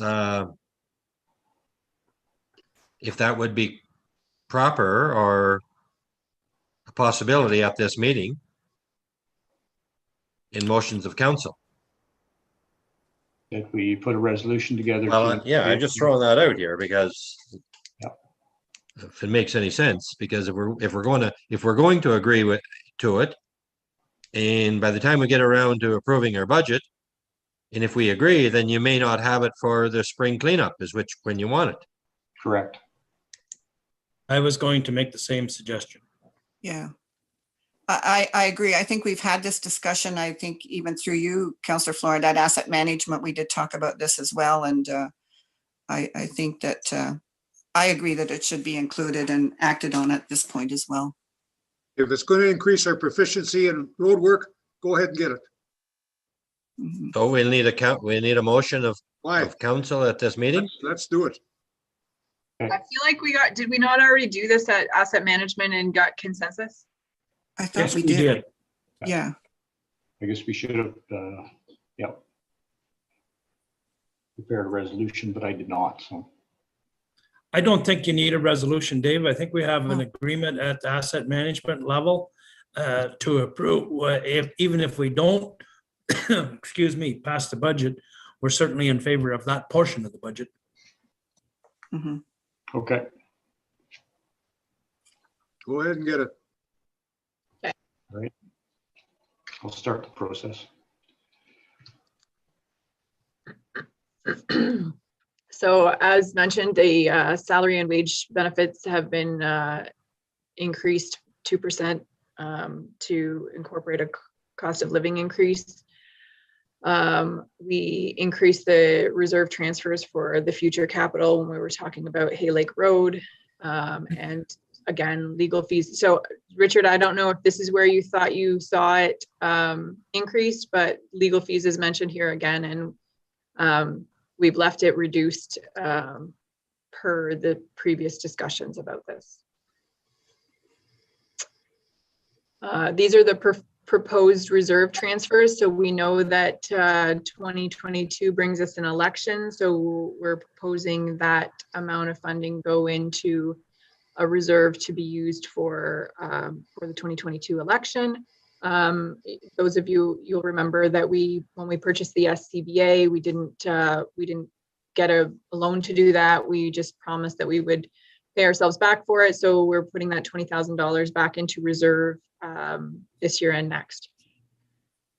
And similarly, the purchases for the trucks, we're also putting that money back into reserve for future purchases. 27, I think we've already talked about this. We're those trucks that we have ordered and the funds that we're putting back for future reserves. The helipad is that 3,500 that we get from Orange, goes directly into reserve, and at some point we will have a capital project to fund the paving of that facility. Recreation, sadly, I think the M&L group made about $1,000 last year, and the Whitney group broke even. As we all know, we've been in COVID since mid-March, so there just has been no events and therefore no spending. And again, I think that when we do start to plan events again, we can maybe put some of that COVID funding into the community through the recreation committees. So assessment changes, we've talked a few times at council about MPAC, and this year is MPAC's year that they were supposed to do a global assessment. They aren't doing that because of COVID, but they are still picking up changes through building permits and property changes and severances and that kind of thing. So you can see that that our CVA was going up pretty steadily, and then 2020, 2021, it's kind of evened off. So, but what we do need to caution about that is we all are, I think, pretty aware of the real estate market and the changes that are happening across, I would say, the country, and the maybe even go as far as to say the world, as far as real estate in rural places. So we're going to see that through our CVA. So generally when properties change, that value that they're sold at comes back to us through the CVA, although it takes a little bit of lag. So that's where we're going to continue to see our values increase, even though MPAC hasn't done that global review. And I've had conversations with MPAC, and they're really not sure how they're going to manage both of those things in tandem, but we'll keep watching it as they're figuring it out. Does anyone have any questions about CVA or MPAC or any of that? So this next slide is just gives you an understanding of our assessment distribution. So you can see that you know, we have 50 commercial, 53 exempt properties, a couple farm, very few industrial. The balance of our CVA is residential, and then you can see managed forest. I think managed forest is going up all the time, which is a bit of a risk to our tax base because it's a huge reduction. So when these large properties are going into managed forest, that means that the residential properties are picking up the tax that they aren't paying. So that's kind of one that I've been watching. And then you can just see we have 77 payment in lieu. So that's provincial properties that we're getting tax dollars on. The next slide just outlines our ratios. So I think I've talked about this before. We have a residential rate, and those ratios are used to calculate the additional rates that are being paid through the ratio system.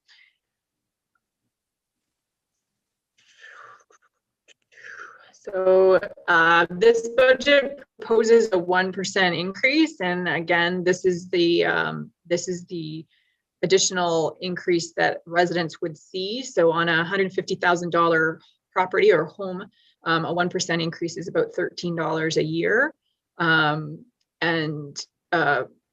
You know, obviously the more your property is worth, the more of an increase you're going to see. So if your home is worth $200,000, you're going to see a $17 a year increase. And then underneath, we're just showing the education rates, and they have stayed the same this year. So there's no changes to the education. So surplus, a lot of this surplus that we've already talked about is money that we're bringing in from last year that we weren't able to spend. So trucks and that kind of thing, as well as the funding that we got for COVID. So what the province did there was gave us the money and said, do with it what you like, but keep track of what you're doing. So we have put a big chunk of that into a reserve. And like I said, if the recreation departments or there's, restructuring of our offices, that's money that we'll use through that funding pot of COVID. So there's just a summary of the funds that weren't spent in the 2020 budget. Some of which we're still anticipating will be brought forward and spent in 2021. So this is the actuals. So we have the levy that we require is 2.457135, and what we have is just a little bit less than that. So we're proposing a 1%, and that would give us the equivalent of $24,000, which would be used to balance the budget. So that's my presentation. I welcome any questions or suggestions. Ollie, again, I guess when I look at their common object codes and when I go down in there, and I had a question about, I think it was 160405, or were council expenses. I don't know, we haven't showed that screen, but that's the one I received when to review for this meeting. And Councillor Shalak, the sheet in regards to council expenses is in the information items. We will come to that in a little bit in the agenda. what's to do with the budget? Are you suggesting you want me to look at a specific GL, Richard? And can you quote it again? Was the one to do with council?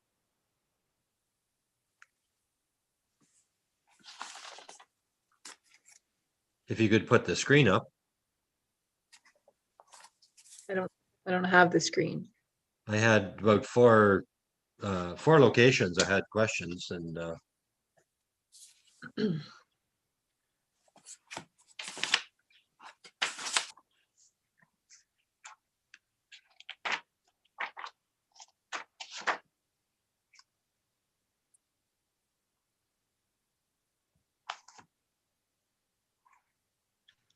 Okay. yes, just drop it down, please. Yes, it looks like the special meetings. Where did I see this here? So special meetings are considered all committee meetings. So the honorarium pays for monthly honorarium, and anytime we have a committee meeting, that is considered special. I guess what I'm getting at is it's all we're budgeting almost twice of what we spent last year, and the same for this year on special meetings.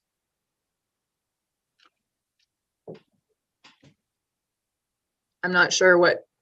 Yes, we are. What I mean, it's we're budgeting. No, I know what you mean. I know what you mean. I'm not sure what you want me to do about it. Well, if we I guess if we top up every item by 50%, where would our budget be at the end of the run? And I'm much wondering why we would have approximately $7,000 more budgeted if we spent $8,000 last year, or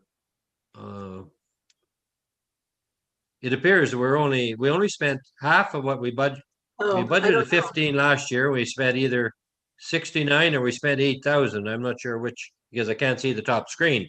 But so I guess what I'm saying is if we're budgeting approximately $7,000, 50% more on one item. Carla, do you have a rationale for that?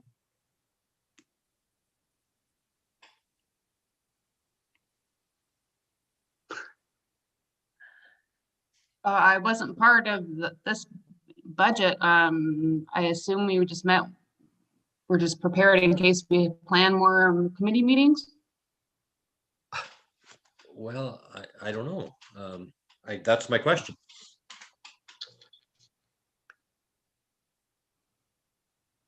I don't know either. I can review it and get back to you. Okay. I could well, just jump in and say that we did not review that line. Last year, we had increased that budget to 15,000 in anticipation that there would be more committee meetings. So I'm thinking that was our thought behind that for going forward to this year. Okay, maybe for our next meeting, then we can take a look at it. And Do you want it reduced to actual, Richard? well, I don't. My question to the council is, what does council feel?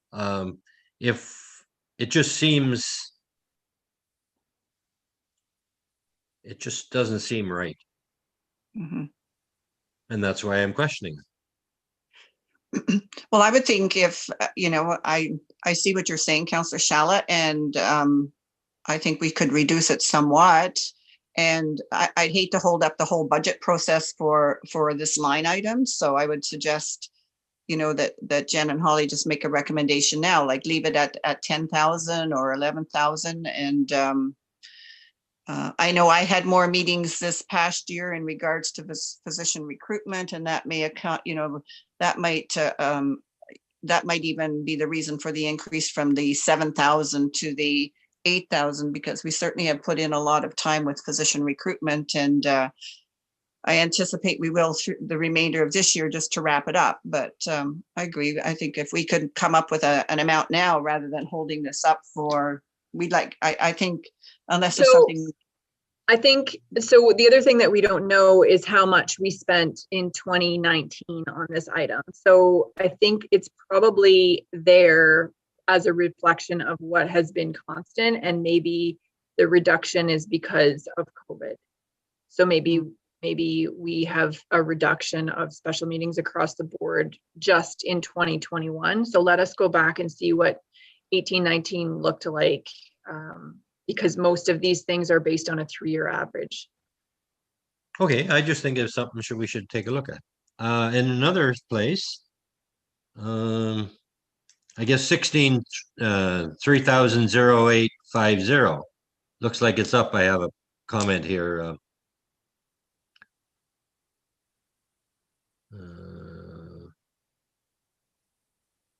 Where was it? 850 from the bottom.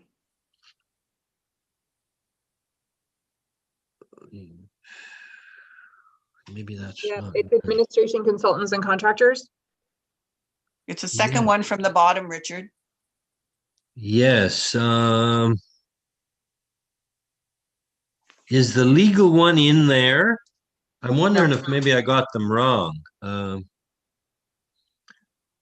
So legal is above, and it's estimated at we've put it at 8,000. We spent 6,200 this year. And the one underneath it that I think you're thinking of is admin, consultants, and contractors, and that's going to be the KPMG project that we just talked about, and potentially future KPMG projects. What else is going to be in there is going to be the redevelopment of the website. What else would be in there? The community community safety well-being plan would be in there. I might have wrote the wrong number down here, but I can. A large part Anyway, of that maybe is the I'll red just let that one fly then. And it looked like fire was up 17% in labor. was another spot. And last year, it talks about, and somewhere in here under building inspection vehicle, it looked like it was $4,500. Now, you mentioned after there was concern about relating to a building inspection issue, and that whether it was is it a contract truck or is it the township truck that's being used to do the inspections? I can speak to that if you'd like, Holly. Sure, Dave, that'd be great. Yeah, we have, it's the two crew cabs that are used in public works. Yes. One of the crew cabs budget is split half with building because in a typical year, the building inspector uses that truck when he's in. So we put half of the budget over in protection. Last year, because of COVID, he ended up using his own vehicle quite a bit just to keep separation. And that ended up becoming part of COVID expenses. And what happens is once the auditor gets here, all of that cost for that vehicle is sitting in public works at the moment, and the auditor will come and divide that cost in two and put half of it under that line item. Okay, I just wanted us to make sure that because we talked about it, and it seemed like it was important that he use a township vehicle, and I would just wanted to ensure that we budgeted or accordingly. So anyway, if it's covered, but under fire, it looked like labor was up 17%. Is that correct? Wherever fire is in this?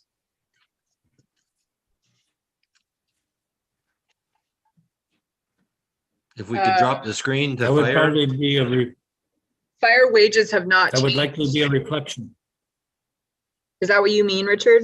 It looked Sorry, like, yeah. so I just want to go back to the vehicle first. So that $4,500 is intended for Mike. So if in this next few months we decide that he needs a vehicle that is for him, that funding could be changed to a capital purchase, and we'll bring that through resolution when there's a staff report written and we have a better understanding. So that money right now is a placeholder for that department for transportation, but I think what you're asking, Richard, is if we've included a new vehicle. We haven't, but we will bring that to council. And well, it's a combination of how is it, where was the money, and if we were going to, was it for his own vehicle, or was it one for an allowance, or was it for to cover the cost of a township vehicle? But I also wanted to ensure that we didn't forget about, I think, a recommendation that you made earlier in the season or late last season regarding him using a township vehicle. Right. Okay. Now, wherever the fire is, it's under labor, I believe.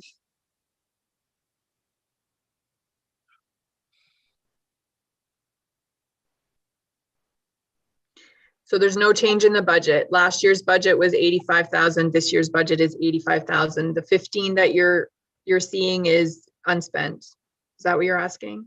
Yes, but we're still budgeting quite a bit more than we actually spent last year, is what I'm getting at. Yes, we are, because we know that there is a lot of discussion happening about what we're going to pay, and we also didn't hire Don until March of last year, so we missed the whole first quarter of paying him. Okay, thank you. That's all I have. Thank you, Richard. Thanks for really looking through it.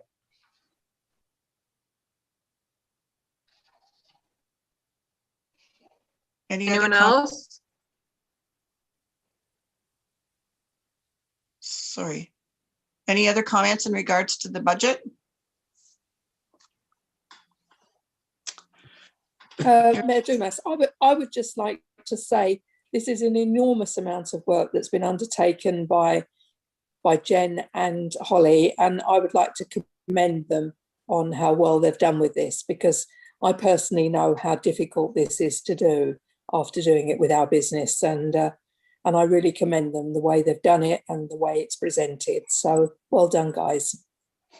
Thanks, Sandra. I would just reiterate Dave and the department heads. I mean, we're working always with the libraries doing more and better better work, and we're always trying to improve the process.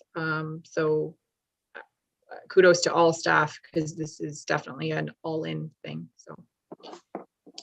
And I agree, and I thank you very much. And I've been watching local municipalities and their budgets, and if this budget is approved with only a 1% increase, I think South Algonquin Council staff and the residents of South Algonquin should be very pleased with this budget.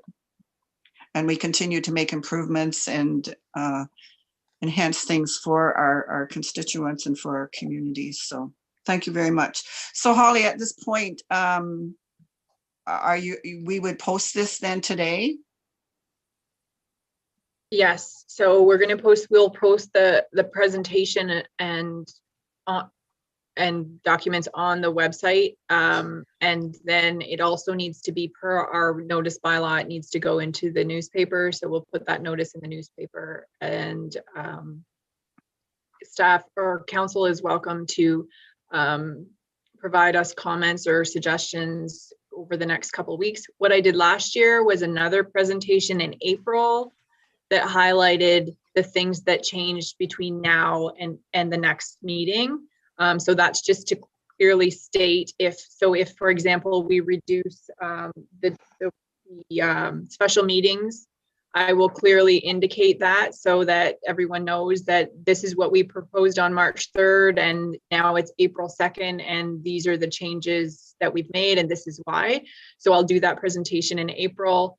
And if, as I said, if you guys have feedback for us between now and then, please provide it. If any of you feel like we need to have a budget specific meeting to talk about the nitty gritty, please let me know that sooner than later. Like I would say by Monday at the latest, because we need to do publication and all of that on that stuff. So as of right now, we'll take feedback and hopefully do that presentation in April.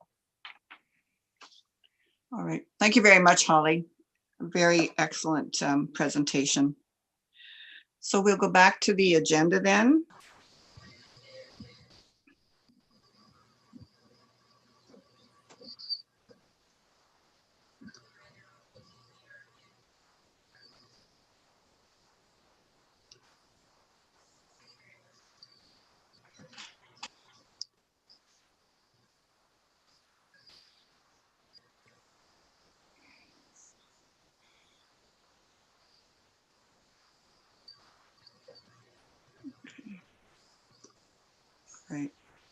Right.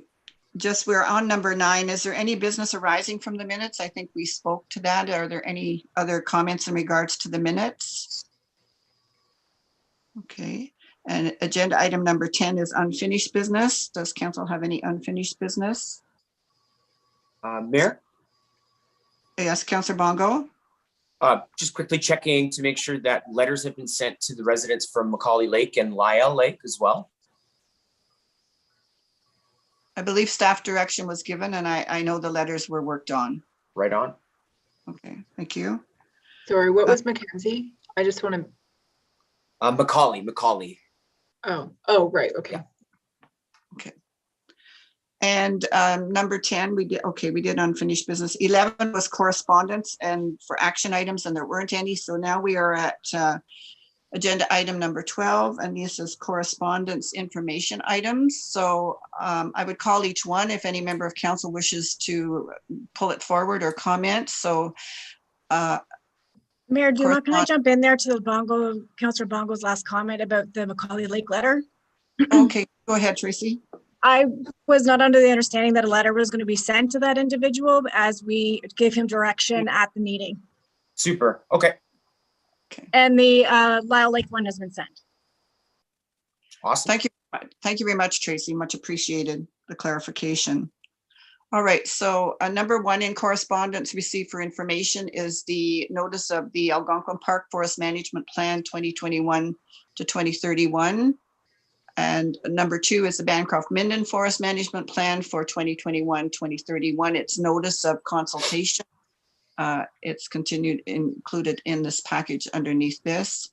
Number 3 in this package is council expenses for 2020. Are there any comments or anyone need to bring that one forward? Okay. Number 4 is the St. Francis Valley Healthcare Foundation in regards to the emergency department redevelopment. That was addressed to me to bring and for it to come to council. And basically, this is a consultation company that's looking at the redevelopment and the need of the foundation to raise $1 million. So they select people in the community to just have dialogue with them in regards to this going to the community for this funding for this redevelopment project. So I have already made the appointment to attend that consultation process. Number 5 was a notification that we did receive. We were successful in receiving the grant for the Canada Day celebrations. Number 6 is the report from Dr. Mara Sullivan in regards to our community safety and well-being public consultation survey. I don't know if any comments on that. I found it very interesting, the fact that the 5 municipalities were held a survey and the results. And Holly, I don't know if you want to comment on the next steps in regards to this. There was a publication, a notice put out to the newspapers as well in regards to the study. Yeah, so I have been meeting with Dr. Sullivan a little bit outside of the other. So we did, for just a recap, we did team up with other municipalities to do this work. And as you can see in the survey, we had some similar risks identified.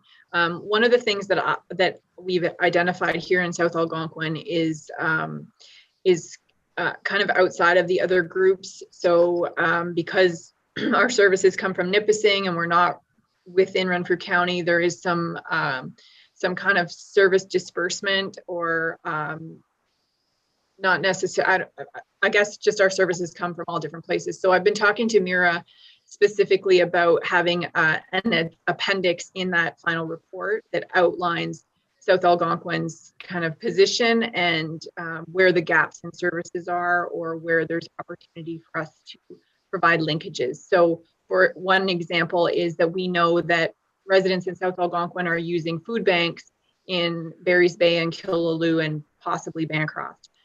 There's funding through DSAB for those kind of facilities, but those people providing those services don't necessarily know that they have the ability to obtain funding for South Algonquin. So we're going to try to create a document that will help residents and service providers, and hopefully in collaboration with agencies like DSAB or the health unit, to say, you know, this is where South Algonquin sits in this whole situation. And unfortunately, this is why we're different, but here are the linkages, and maybe we can start to help our residents make sure that they're getting the services that are available to us. Okay. Thank you for that, Holly. It's appreciated. And number 8 is the COVID vaccine distribution task force, an update from General Rick Hillier in regards to that. I don't know, does anyone wish to bring that forward? And the number 9 is the Ministry of Agriculture making some changes to their food premises regulations, which I found rather interesting.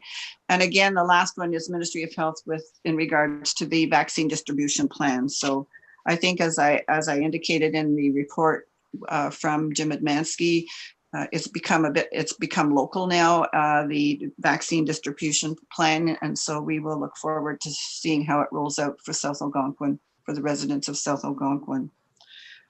Okay, the next agenda item is any new business? All right, hearing none, then we go into resolutions of council.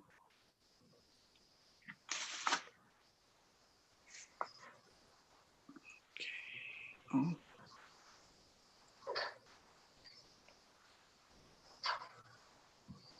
Was there one drawn up regarding that water tank? I think we indicated, Richard, that we gave direction that we would go forward on that because we spoke about it at asset management, and That's correct, Councillor Florent, in regards to that item. They go ahead with it. That's correct. Yeah. Well, we've always talked about things at committee meetings, but we've always did a follow-up resolution at council meetings. Well, if you would like to write one up, I'd certainly be happy to entertain it. I actually thought, Dave, I don't have one, and I have no means of putting it on there, but I think we should, it should be verbally, and or we should have a mover and a seconder, and all agree.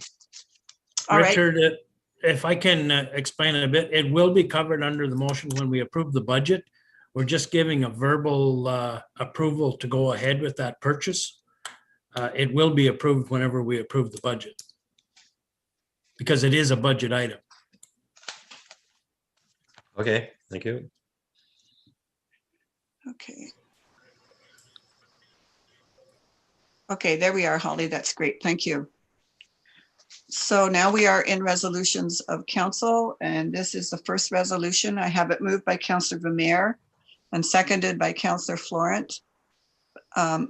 Be it resolved that the Corporation of the Township of South Algonquin authorizes staff to include an additional $10,000 in the 2021 Transportation Services capital budget for a project on Shields Road. This project will include the construction of a snowplow turnaround and making road and drainage improvements to the first 200 meters of the road that will allow for more efficient municipal winter maintenance. Be it further resolved that the Council for the Corporation of the Township of South Algonquin amends bylaw 16-512, being a bylaw to adopt a level of service for municipal highways as follows. The length of Shields Road be changed from 0.3 kilometers to 0.2 kilometers under Dickens Ward in section 02. Shields Road be removed from the winter road closure list in Schedule E. Any discussion? Hearing none, I'll call the vote. Councillor Collins? For. Councillor Florent? For. Councillor Harper? For. Councillor Bongo? For. Councillor Shala? Or. Councillor Vermeer? Or. It's carried. Thank you. And we have the resolution that Councillor Florent asked to bring forward, and I have it moved by Councillor Florent. And I would need a seconder for this resolution. Councillor Harper? Second it. Okay, Councillor Vermeer, thank you. The resolution is,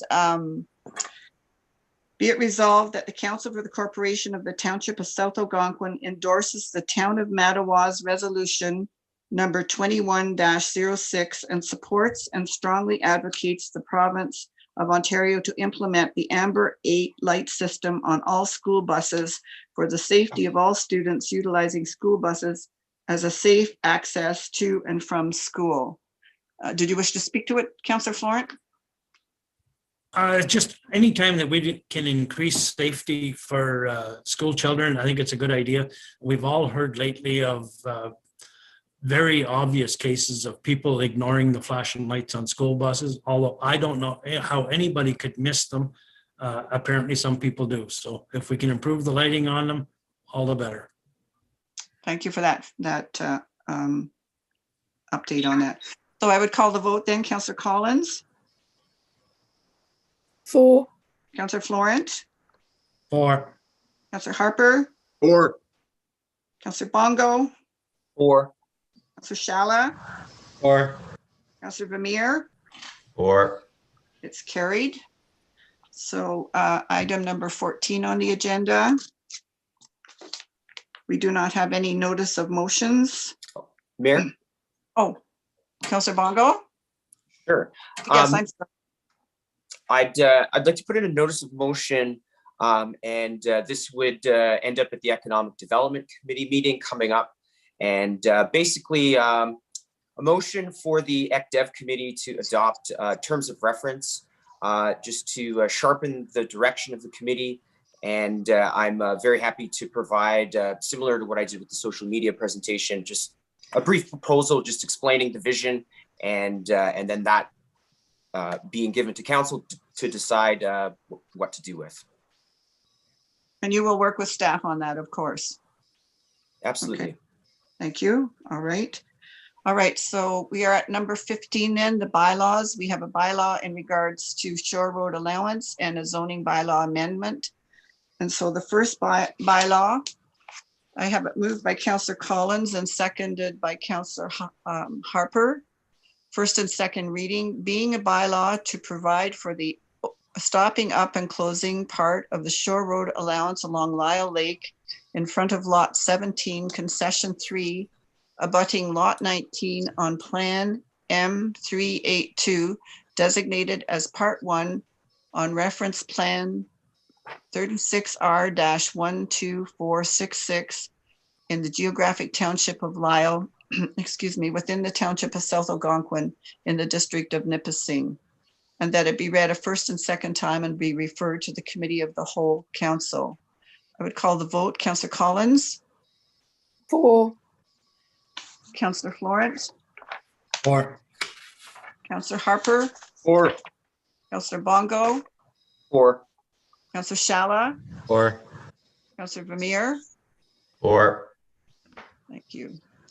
All right, so we have the third reading. I have this moved by Councillor Florence, seconded by Councillor Bongo. The third reading, being a bylaw to provide for the stopping up and closing part of the shore road allowance along Lyle Lake in front of lot 17, concession 3, abutting lot 19 on plan M382, designated as part 1 on reference plan 36R-12466 in the geographic township of Lyle within the township of South Algonquin in the district of Nipissing, as referred by the committee of the whole of council. Is there any discussion? I'd just like to comment that if anybody wished to look at that, it's about 1.5 kilometers past the last plowed road. Okay, thank you. Any other comments? And that it be read a third time and passed in number 21-631, and that the said bylaw be signed by the mayor and the CAO clerk treasurer, sealed with the seal of the corporation of the township, and entered into the bylaw book. Calling the vote, Councillor Collins. For. Councillor Florence. For. Councillor Harper. For. Councillor Bongo. For. Councillor Shala. For. Councillor Vermeer. For. It's carried. And okay. I have this bylaw moved by Councillor Shala, seconded by Councillor Florent. The first and second reading, being a bylaw pursuant to section 34 of the Planning Act, RSO 1990, CP.12 to amend map 19 of 44 of bylaw number 2017-527 by rezoning the properties locally known as 903 McCrae Lake Road from the tourist commercial exception 2 bracket C4-2 bracket zone to the tourist commercial 3 bracket C4-3 bracket zone, and that the tourist commercial 4 bracket C4-4 bracket zone as supported by the planner's report dated February the 11th, 2021, and that any public or agency comments received have been considered, and that it be read a first and second time and be referred to a committee of the whole of council. Calling the vote, Councillor Collins. For. Councillor Florence. For. Councillor Harper. For. Councillor Bongo. For. Councillor Shala. For. Councillor Vermeer. For. It's carried. Going to the third reading, I have this moved by Councillor Vermeer and seconded by Councillor Collins.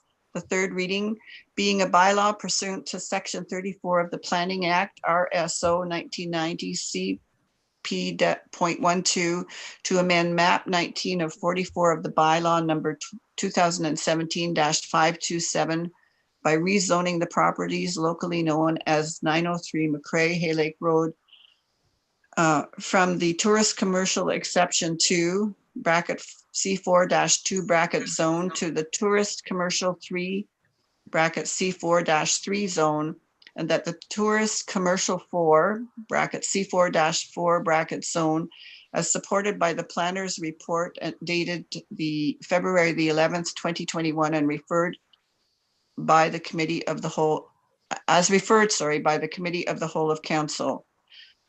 Any discussion? I would like to make a comment. I think it's going in the end, when this is all finished, what it's going to do, it's going to transfer a piece of property to the township that we were already using as a road, and those both parties have agreed to that, and I think it's excellent. All right, thank you for that feedback, Councillor Shala. Any other comments? Then carrying on, and that it be read a third time and passed in number 21-632, and that the said bylaw be signed by the mayor and the CAO clerk treasurer, sealed with the seal of the corporation, and be entered into the bylaw book. Calling the vote, Councillor Collins. For. Councillor Florent. For. Councillor Harper. For. Councillor Bongo. For. Councillor Shala. For. And Councillor Vermeer. For. Thank you very much. We do not, item 16 on the agenda, there is no resolution to move into closed session. We are at item 17 on the agenda, payment of accounts. I have this moved by Councillor Harper and seconded by Councillor Florent. Be it resolved that the Council for the Corporation of the Township of South Algonquin authorizes the payment of all bills as recorded for the meeting of March 3rd, 2021, batch 2021-00006 for $138,900.13. Batch 2021-00008 for $69,931.18. Any discussion? Calling the vote, Councillor Collins. For. Councillor Florent. For. Councillor Harper. For. Councillor Bongo. For. Councillor Shala. For. Councillor Vermeer. For. And it's carried. And we are at agenda item 18. If we can pop it up. Adjournment. Have this resolution moved by Councillor Bongo and seconded by Councillor Collins. Be it resolved that the Council for the Corporation of the Township of South Algonquin adjourns the regular meeting of March 3rd, 2021 at 11:18. Calling the vote, Councillor Collins. For. Councillor Florent. For. Councillor Harper. For. Councillor Bongo. For. Councillor Shala. For. Councillor Vermeer. For. It's carried. Thank you, everyone. We had a busy agenda, good discussion.